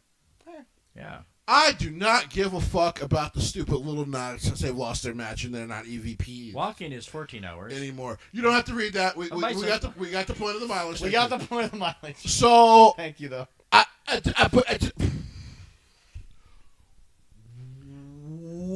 why do they live? Do they? People talk about what does WWE bring to wrestling. What the fuck do the Bucks bring to wrestling? I'm tired of everything I hear from the wrestlers. They started and the AEW. fans. They started AEW with WWE contracts on their desk. They started AEW. That's what they'll tell you. That's what the fans will tell you. Not the nigga who's the WWE champion right now. Two-time the WWE, yeah. two-time WWE champion. And two-time WrestleMania main eventer. And a two-time Royal billionaire. Rumble winner. Yeah, not that guy. No. According to the Bucks, that guy was never involved. The guy who talked about the dream, Yes. found the billionaire and achieved the dream, Yes. was not involved. And by the way, to Cody's credit, and this is why he's a real G, he didn't have a WWE contract on his desk when he signed with AEW. Basically, at first, if AEW would have failed, he would have been fucked. Yeah. That was his investment. Yep. Now, it all paid off for him Yeah. because he's Cody fucking Rhodes. It's QB1 right there. Yeah. But what do they bring? I'm still waiting. I remember PWG in his prime. They were a tag along most of the time. They weren't the main event. They were a tag along with real guys who were the main event. Like, I don't know, Kevin Steen. I don't know, Adam Cole, baby. I don't know, AJ fucking Styles. One of the greatest of all fucking time. Yep. Cody Rhodes, a future Hall of Famer in his own right, the way his shit's going. Listen, Matt Hardy is one of the nicest guys in the business. Matt, you're done lying to me. You're done lying to me. These guys add fucking nothing. Nothing. Every time they're on TV, people tune the fuck off. I wonder why. Because, Jesse, people don't like to watch nothing. Jim Cornette is not a hater. I'm a hater. Yeah. That is true. Jim Cornette is actually honest about these motherfuckers, and he's doing it professionally. I'm doing it, and I hope they sue me. Fuck the Young Bucks. Seriously, they add Old curmudgeonly bastard. He wants the Young Bucks to pull a Jake Paul and try to sue him for saying their shit. Please. Bullshit. Please allow me to roll up to a courtroom with all their shit. Please. Please let me do it. Please let me do it. As a matter of fact, I want TV cameras in there. So people who watch professional wrestling can watch me as I do exhibit A, B, through Z and go, wow, they really are shit. Who gives a fuck about these guys? Can we bring them out in the parking lot and slap the shit out of them then, too? Not until the judge hits the gavel. Well, yeah, I mean, after that. People turn off the show when they're on. We have proof of that, too. I don't get it. I understood Hulk Hogan. Yeah. I understood Goldberg. Yep. And I absolutely understood Sting. I was a fan. Oh, yeah. Still am. Still am, yes. Even it went gray. Hey, I'll throw it out there. Of course, I understood The Rock. Yeah. Mm-hmm. The dude now, no. Dwayne, no idea. Dwayne now, no idea. But The Rock, hell yeah, I get it. You know, I'll throw this one in there for the AEW fans. I get Hangman. I get it now. since day one, I get MJF. I'm lost on the Bucks. Don't fucking get it. I gave them credit. Remember the first night they lost to a tag team, a young black tag team, and I was like, whoa, I didn't think these guys were capable. Who are of now this. on WWE's free agent list. Yeah, that is true. They are on that list. So what do the Bucks add? Jesse, what's so crazy to me is Another match. this That's it. company is hurting themselves and they don't even get it. Is you go through former WWE talent that still has some clout, your guys that you have some clout with, all your you try to make me care about your stories. And then in the middle of the show, I'm being told by the commentaries these guys are day one-ish. And then I watch them and I'm like, these guys are fucking useless. I remember people used to say they're Dave Mustaine to WWE's Metallica. Yeah. No. Because Dave wrote the whole first album. Right. And by the way, I think Kirk has even admitted that. Yes. Oh, yeah. They aren't even a part of the Big Four. No. They wiped the ass of one of them, but they're not actually a part of the Big Four. Seriously, I have tried for 17 fucking 20 years now to understand the Bucks. I'm out. The Jets have never made me so upset. No, I'm out. And I'll be honest, folks, as a former fan, because I'm willing to say that, guys, it was Bullet Club. It wasn't Maddie and Nick. Mm-hmm. You saw Jesse. I look back at that show. I watched the Motor City Machine Guns versus the Briscoes. I can actually say I've seen the Briscoes Right. as the Briscoes, Right. live and in person, I'm Right. jealous. and they were amazing. I am jealous. But Jesse, that match involving Bullet Club, when you heard the bang bang bullet, or sorry, Bullet yeah. Club. yeah, exactly. Yeah. When that hit, it was them. It was Hangman. It was Adam. But you go back and you ask yourself, what was so inspiring? It was Bullet Club. Right. But Jesse, I watched Ring of Honor for Bullet Club and was excited to see Bullet Club, but what I got was Maddie and Nick of Bullet Club. Kenny wasn't at the show. I would have preferred to see Kenny. A lot of people. The Tongans weren't there. I would have preferred them. The Good Brothers weren't there. Would have preferred. Bad Luck Fale is always a good time. He's always a great time. But just Jesse, you look back and you ask yourself, you were a fan. I'm wearing a Bullet Club T-shirt, not a Bullet or a Buck Young Club Bucks T-shirt. Yeah. Jesse, the Switchblade Club T-shirt was because Jay White made Bullet Club about himself. That's why they got him up out of there. Right. Kenny never really made Bullet Club about himself. Bullet Club just hit a downturn with Kenny. That's why they kicked him out. Well, actually, AJ did that, but Yeah. you get my point. Well, actually, no. I forget. Kenny kicked AJ out? No. Or did AJ kick Kenny out? No, the Tongans. Right, okay. Yeah. But anyway, but no, Jesse, I look back and I say to myself, and you know what? Jim and Brian, they said it years ago when AEW started, and they were right. And, I'll be honest, it took a while to realize we fell in love with a T-shirt. We didn't fall in love with Matt and Nick. Matt and Nick were just the walking embodiment of the T-shirt at the time. Also, they were the only ones to come to America, because I bet you if they had gone with Kenny and didn't have the same table as Kenny, Kenny's line would be a mile long, and Matty and Nick would have plenty of free time to check their phones. Like I told people. Yes, it's true. When you guys first invited me, one of my big gripes of one of the WWE wrestlers was Becky Lynch, and I was like, remember, because I used to say, "Hey Becky, stop shouting your fucking match so I can enjoy it," because I'm just like, I don't need to know what's coming next as a fan. I shouldn't, right? But the Bucks, Leroy, I'm telling you, They don't have to shout it because he's seen it too many times. you've seen Dumb and Dumber. Yes, I love One that of the movie. best comedies ever. Not one of my top 5 comedies. I'm sure you could quote Dumb and Dumber because you've watched it a lot. Yeah, I can.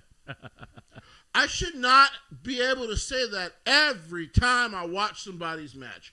We've had 2 wrestlers on the show who have said, yes, you might use some of your same stuff, but you change it because people should not be able to call out what you're going to do. And remember, the guy that they claim is the reason why they do it to try to get out of that little issue is, well, Shawn Michaels, in the second act of his career, and it was always story-based. And it was always shit he had already done, and then he changed it. Right. His greatest hits. As Yep. they say. I just... You guys were never famous enough to have a greatest hits. So I'm like, They think they are. your matches are all the fucking same. Yep.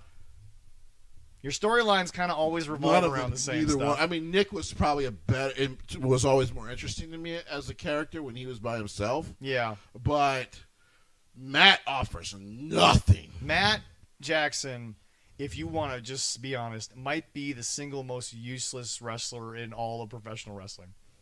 And I'm talking Joey Janela's in that category. Yeah, they're in the same category together. Because Joey actually saved himself by being the whistleblower, and we just never believed him. For sure, you're still partial dog shit. Never forget that. Well, yeah, but let's in a world of Mama Wayne, Matt Jackson is still less to this show than Mama Wayne. Oh, let's wow. let's just tell the disgusting truth, because everyone can imagine Mama Wayne naked. So it's not so bad watching her when you're like, she's fucking hot. Sex sells. Sorry, that's life. These two are boring. It is what it is. I have tried, man. I have tried. Every time they come on, I'm like, maybe they give me something I can get into. I gave them credit last year when they did the shit with Tony Khan.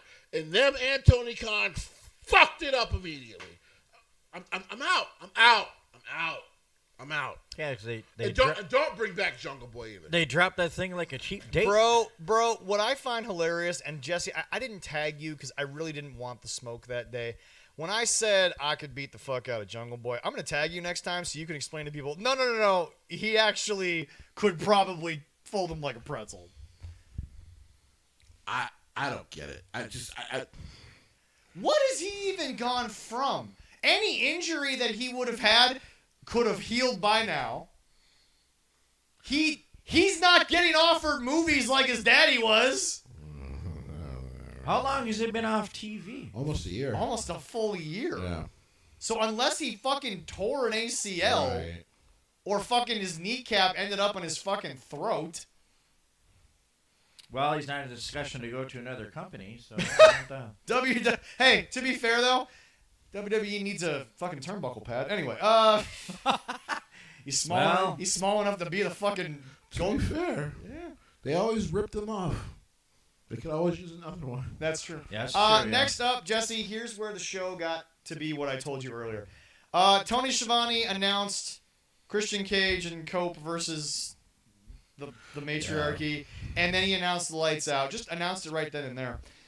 Next up, we did a hospitalization angle at All In, and Samoa Joe just shows back up for a match against a team who didn't injure him. That's fine. He had to leave for the premiere of to do Twisted Metal. Twisted But, Metal, Listen, and now he's just back. All right. Also, Jesse, I forgot LFI was here. I will say, yeah, they are. No, Leroy. Normally, I can remember that someone's there because I'm following every show. I forgot LFI was fucking in AEW. But I will say this. I prefer seeing Samoa Joe out of nowhere than most of the show. I mean, that's fair. And then to end the show, MJF attacked Hangman. Right. I did mind this. This is all build. That's good. Part of the story. That's good build. You know, the heel tries to get some heat up on the babyface after the babyface embarrassed him. And then the thing that he has strength in. And then that's Jesse talking. has one more soapbox to get on because Jesse brought this up. I think it was after. What was the pay-per-view before All In? Fuck. Not I was gonna say Casino Battle Royale. That's not the name of the paper. No, That's just a match. I think it might have been that show. No, Anyway, while Leroy gets that, because Leroy will do what he always does and just shout it out for us, which by the way is actually very helpful to us in the middle of a conversation. Jesse, you would like to ask Tony why women have to keep competing for buckets of money on his show. Because remember, Collision had a $100,000 female fatal four-way match. Because he thinks they're all hookers. I was just about to make the joke. He thinks they're all whores. Yeah, no, but I was saying it nicely, hookers. But yeah, no, Jesse, you got pretty heated the last time he did this. And that was actually Ricochet's match because Ricochet was in like a fatal four-way ladder match Which for one are we looking 250,000 for? pesos. Because the one before. Oh no, never mind. It was the Mexico show. Yeah. It was the Mexico show. Grand Slam. Yep. Mexico. Let's be fucking 250,000 pesos. Let's be fucking clear. It never makes sense to put wrestlers in a match and then say they're fighting for money. You want to know why? Because that's their fucking job. It's seriously, it's like a boxing match comes on and it's just like they're fighting for a title and $2 million. No shit. Why do you think we're all watching? What the fuck? What? By the way, this is the second time he's done it with the women. He also did this, Leroy. Like, think about this. Yeah. Quick question. He did this during Triple Mania. I got a question for you. He did this during Yeah, Triple 'cause Mania? It's so funny when I go I on was the busy Reddit watching boards Triple Mania. and the Twitter bots and the Twitter and all this other shit. The toxicity of the IWC. And by the way, to the people who continue to message me that's saying you might get a letter, Jesse will frame the letter if we get it. We will not be referring to it as X ever. And if Elon would like to send us a little letter, Jesse will frame if that. Elon bitch. would like to suck my dick, he can send that in the letter. So here's the thing. He might do it. I don't know. I am confounded at the fact that people were talking about WWE should do Evolution more because Triple H doesn't do enough with his female. By the way, then of course him, Sean, and fucking Road Dogg decided to troll us for a week by going, okay, we'll just make the most of the fucking events this week. And guess what? WWE had a great week. To kind of prove one of Triple H's points that, like, by the way, we often use them as the main events of shows. So that's why I don't believe we should keep doing, Evolution. But the reason someone like me believes they should do Evolution is because you can now base a full show and through Evolution build your way to SummerSlam to build your bigger stories.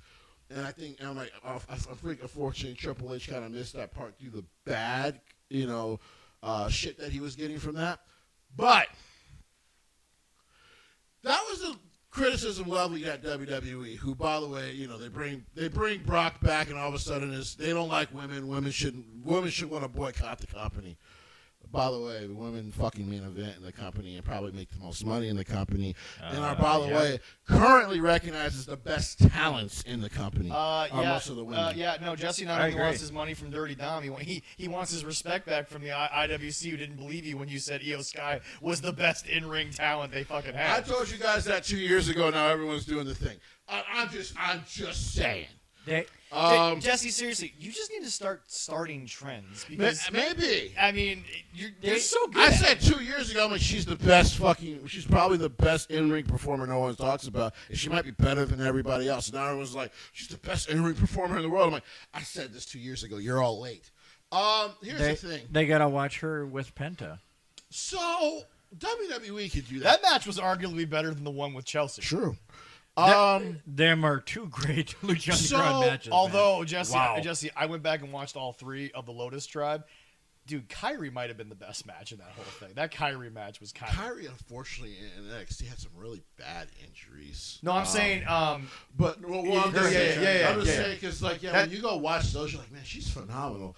And by the way, she's bulked up now. Not to mention that insane elbow in Lucha Underground, I thought she took Penta's mask off with just, the fucking inertia. And she came with fucking velocity. She fucking came on that motherfucker's head. But here's the thing. So... Came down. WWE will often feature the women.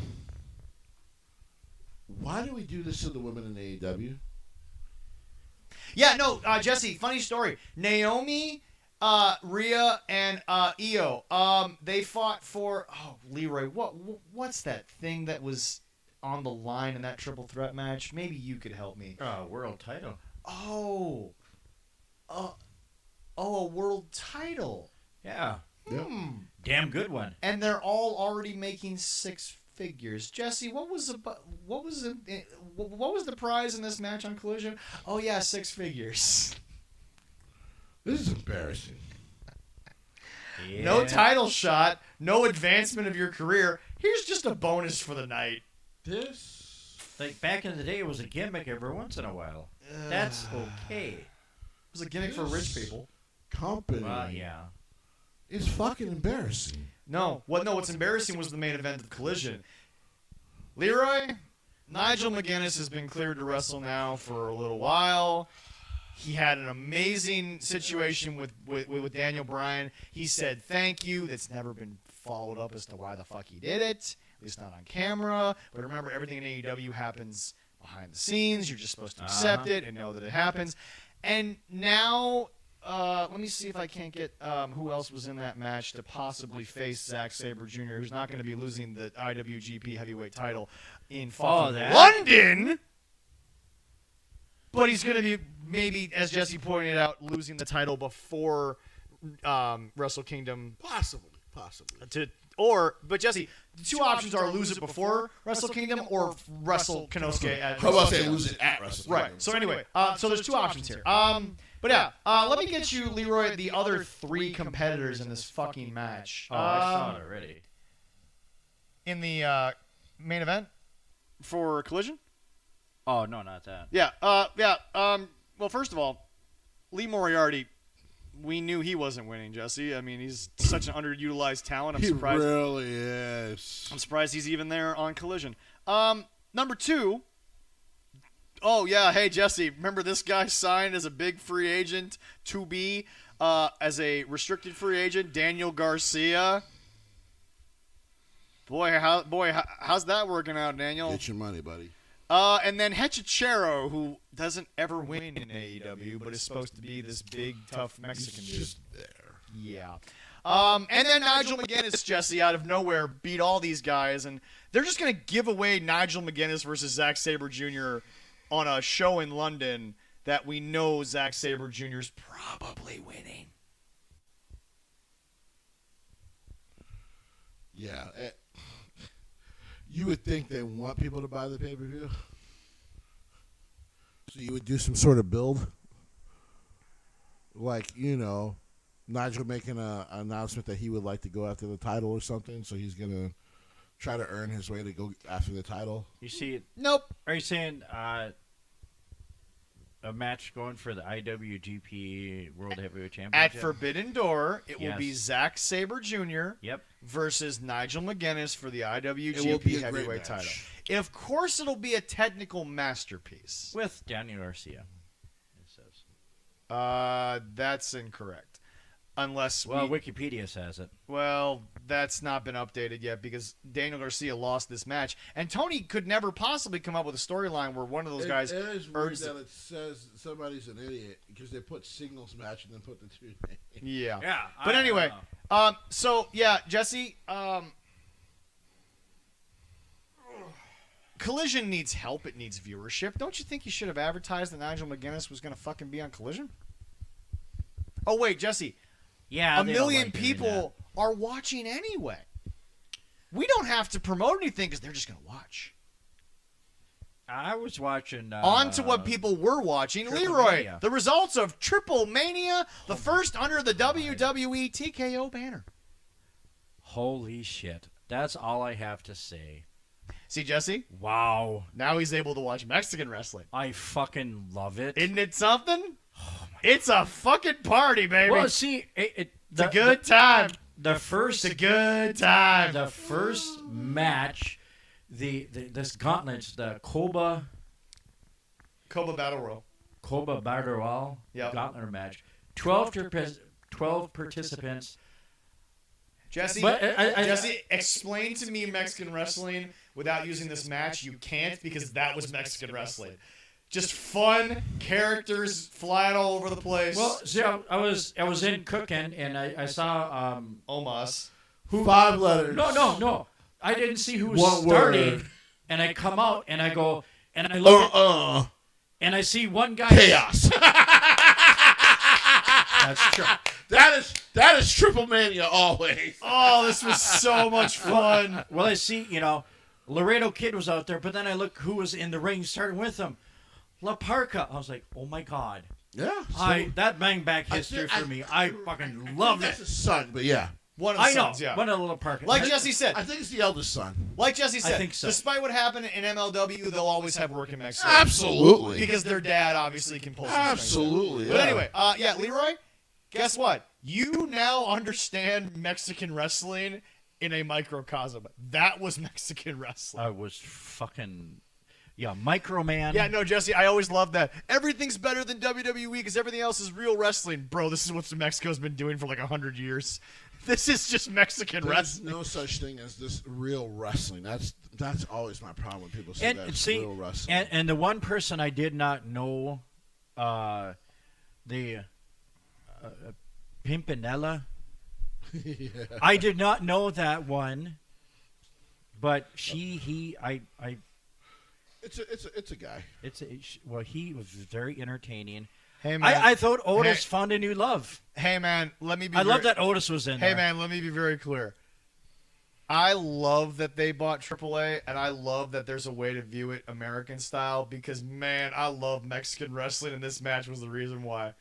Well, Jesse, this was just a good time. I gotta tell people. This is just a good time. Some people used to stream Triple Mania every year Yeah. because they were like, "You don't understand.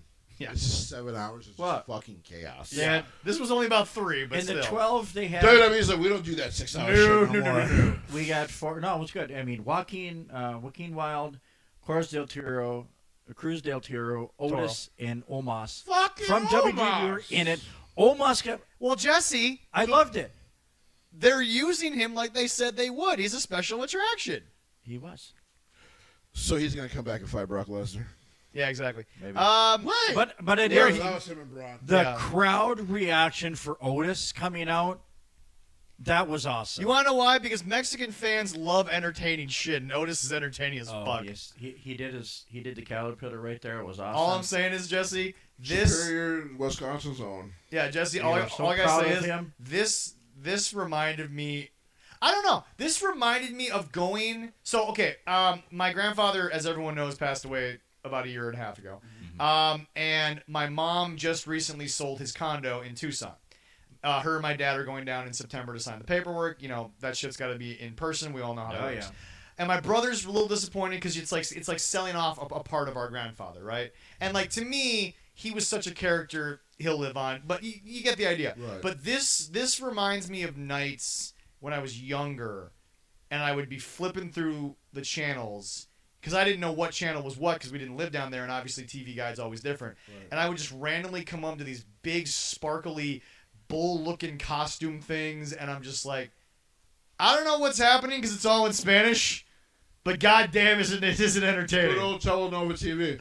It was so good, man. But yeah, Okay. but the battle royal went down. The gauntlet. Oh, and by match- the way, I'm just gonna say this. Okay, we're not gonna talk about it. We're not gonna go into it. Big fuck you.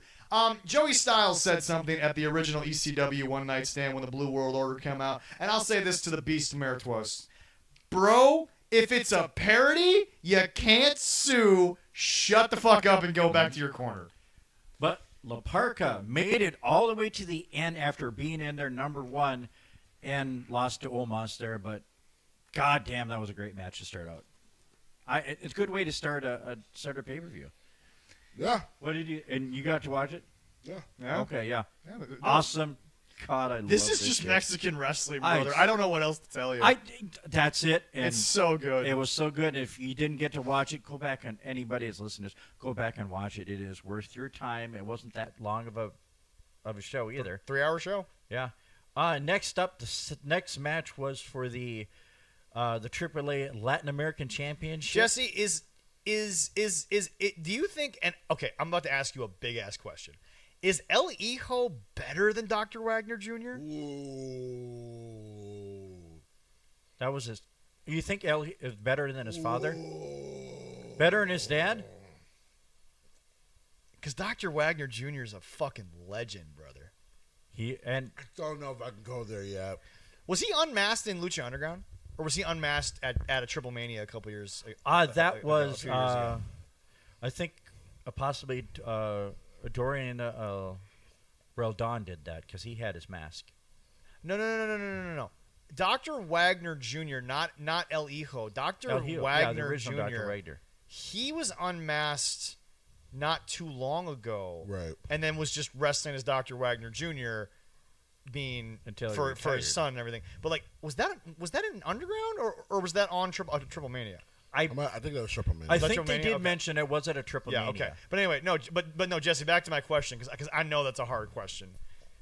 Because Dr. Wagner Jr.'s Dr. Wagner Jr. in his prime was special. Well, he was good. he was at ringside to see his son wrestle. But I mean, Jesse, What is it? El El MESIAS. Oh, MSS. MSS, yeah. But The former Latin American, because El Hijo Dr. Wagner Jr. won his first title in AAA there with his dad. I mean, Jesse, I know on that's a ringside. loaded question, but I've been watching El Hijo since he hit the scene. He's good. He is. Hell of a match. that's tough, though. I know. I 'cause know. There's so many legendary Dr. Wagner moments. I still gotta say Dr. Wagner. I just El Hijo will get there, but I can't. You can't say it right now. I can't say it right Yeah, now. no, man. Yeah. Well, hey, it was good to see, father giving the belt to the son and congratulate him. His son has a hell of a career ahead of him. Oh, but he does. Don't ask He him does. to live up to the legend of Dr. Wagner because Dr. Wagner Jr. was amazing, dude. All right. After that great match, we had the Judgment Day in a mixed trio match, and Raquel Rodriguez was in there. Finn Balor has and been JD. doing shit like this his whole career. Stop pretending he's been this super serious But guy. I absolutely died laughing. It was so good. Oh yeah, mystery. Dementio! I'm like, what? Dude, thank God JBL was on commentary. Oh, That's Dementio! I'm like, nigga, that's a doll. John, what are you trying to make me believe? we had to go against Mystery Iguana and Iguana, I mean, And I went, damn it, Finn Balor paid off JBL, didn't he? He had to have. Damn it! And I was thinking it was coming close that Finn, they might lose because, he shared a hamburger in the ring there, but they did not. Mr. Iguana has to be the most entertaining character in the last 7 years of Mexican wrestling and in pro wrestling, period. And What that man does with a puppet flawlessly. His facial expressions. I told people, I'm like, the reason he's getting over in America is because people love to be Entertained. Entertained, and they like to be entertained when they have kids with their children and enjoy an experience together with their children. and commentary, they're saying Mr. Iguana does that every time. You don't think WWE didn't look at this guy and say, oh yeah. okay, I know you love this puppet. We're gonna sell 1 billion of those fucking things. Oh, And they said in commentary he has the way with the ladies now right now too, so the ladies love him well, down he is there. very handsome. He is a Him and the Iguana are very handsome. Yeah, But- Lola Vice was there. But Jesse, come on. You don't think WWE didn't in part of the negotiation was Jesse, let me be clear. If I was his agent, I would tell him to take less money. And people were like, "What do you mean?" I'm like, "Here's the deal. You might take a little bit less than some other people as a actual salary. They put that iguana out on that website, bro. You will make all that money back in like That's a week." the understanding of if I take less because of my investment now, I'm going to make triple on the back end. But yeah, Judgment Day did get the win in the mixed trio match. Great match. I love it. Mr. Iguana is going to wake up one day. He's going to get a royalties check, and there's not going to be enough room for the zeros on that fucking check. Nope. Next up after that He's was going to get 2 checks, Jesse. Yeah, I know. it was a street It'll be a fight. bridge truck. It was a street fight. Jesse, Oh, a Modelo truck. yeah, that's right. Okay, got to get it right. Or tequila, whichever he's into. Yeah. Next up was a street fight for the AAA World Tag Team Championship with Los Garza as the champs come in there fighting Pagano and the Psycho Clown and the Pano and the I Psycho have loved Clown him from day one. getting the win. My bro, my dude, I'm a day one with this motherfucker. Psycho Clown is my favorite motherfucker on the scene. You know who I'm shocked has never worked with Psycho Clown? You guys' boy Super Beast. He might have. We got to send him a message and see if he I'm has. pretty sure they trained in the same area. Yeah, he might have. All I'm saying is, folks, if there's a guy that you need to watch, now Mr. Guan is fun for the kids. You want to watch a really good show? You want someone that can entertain the kids, can entertain the casuals, and entertain you classic wrestling fans? Psycho Clown is the shit. Psycho Clown's my motherfucking dude, Psycho bro. Clown is the shit. Psycho Clown is my dude. Yeah, and I have a cousin that would not watch that whatsoever because she's a little afraid of clowns. I don't care. Show her Psycho Clown, dude. She still wouldn't be able to handle it.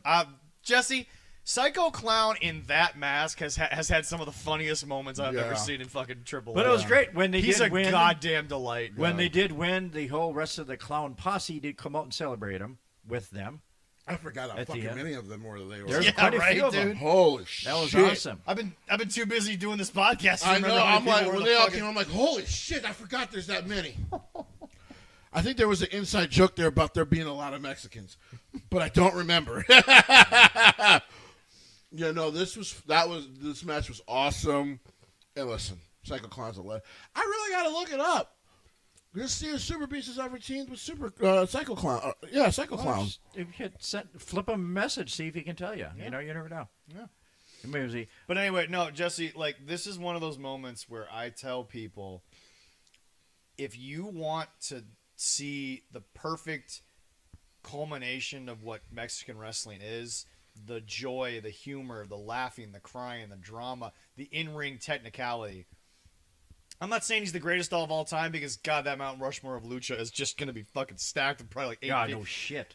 Dude, I'm not joking. It's such an amazing style of wrestling. Right. The Mount Rushmore could have 9 guys. Yeah, Seriously, that's it's how great it was. insane. But, well, first of all, one spot is always reserved for El Santo because not only was he the American breakout star, he was that good. Right. But anyway, no.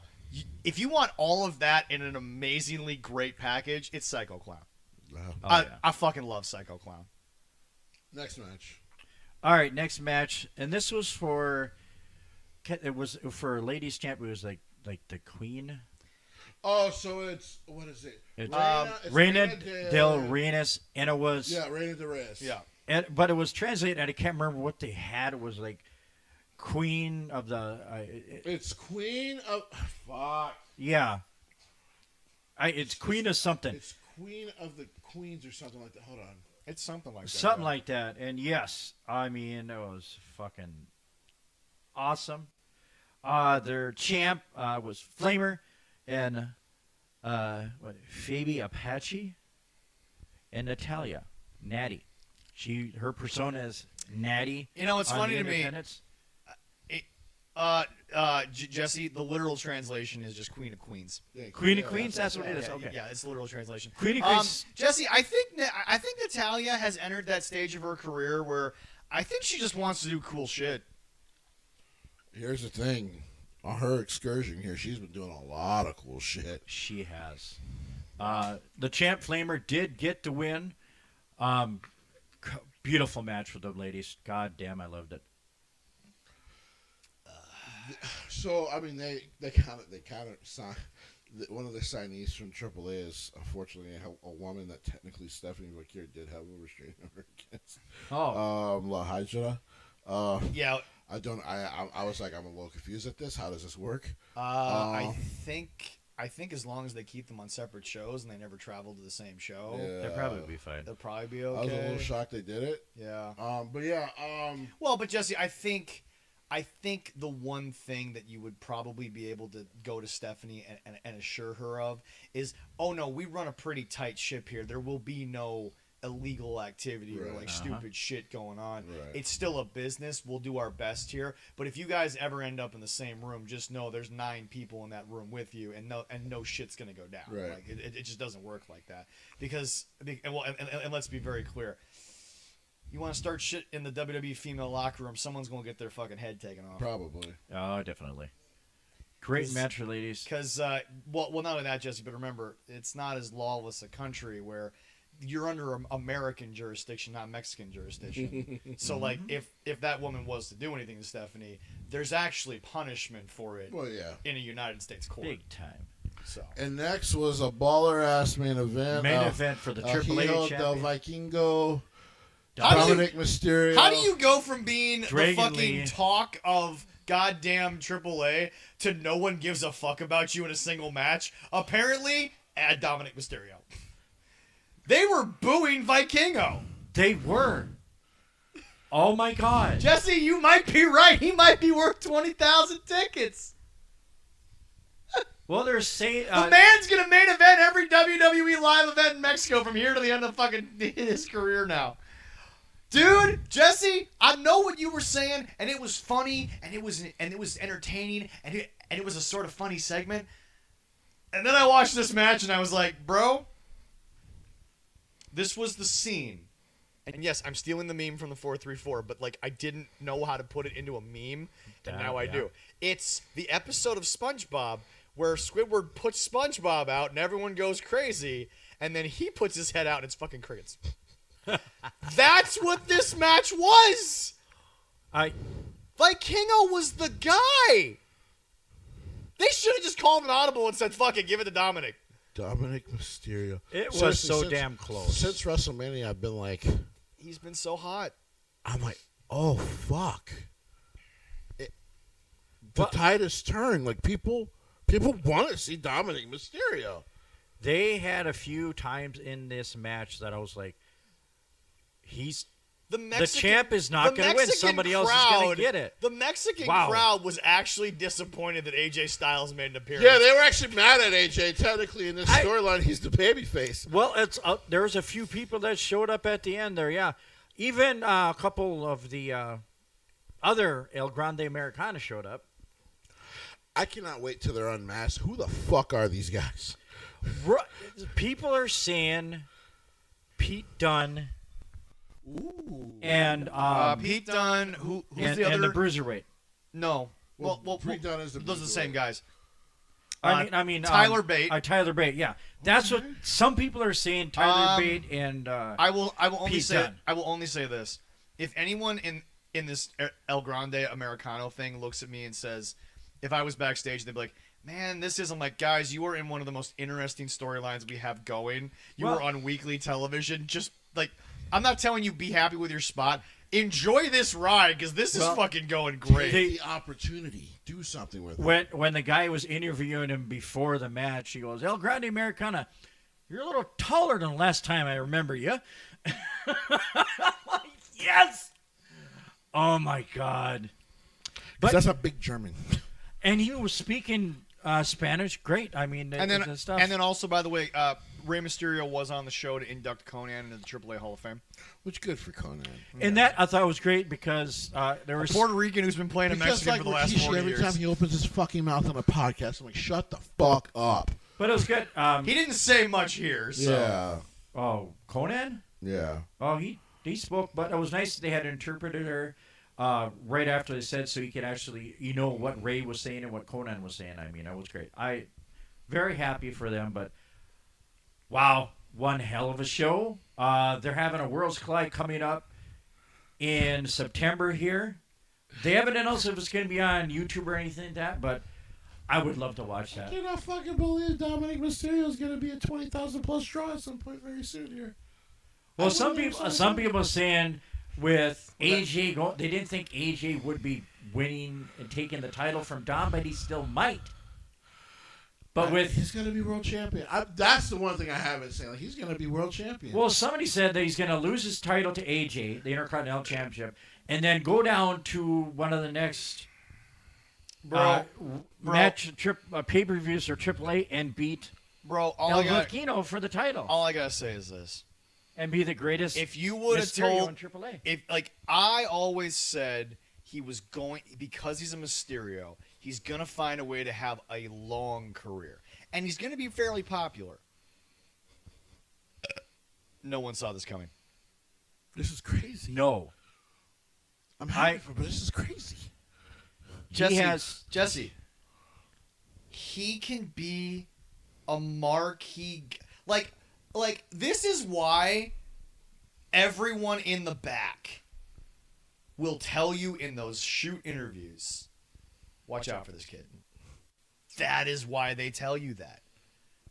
Well, a lot of people are saying that, they watched him when he started. It was like, how much he has progressed and how good he has gotten. But Leroy, you have to understand, his father also got better, progressed, did all those things.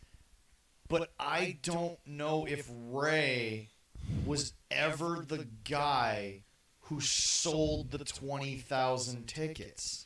Ray's amazing.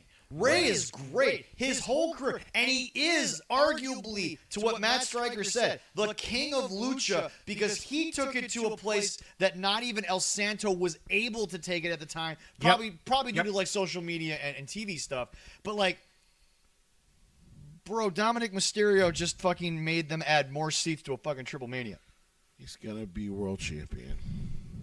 Yeah, that was sold out. About 20,000 people down And Jesse there will for be that. looking for his check from the San Diego That was- 619 I area. deserve it. I absolutely deserve it. Totally deserve it. Wow. That was great.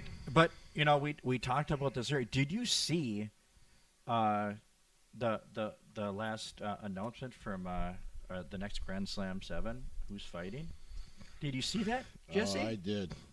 Did you see that too? I tried to call Jesse at work, and I apologized through text, and then Jesse was like, "No, actually, in all fairness, this is kind of a big reason to call me." Well, Yeah, no, I Sierra, saw it. we love Sierra.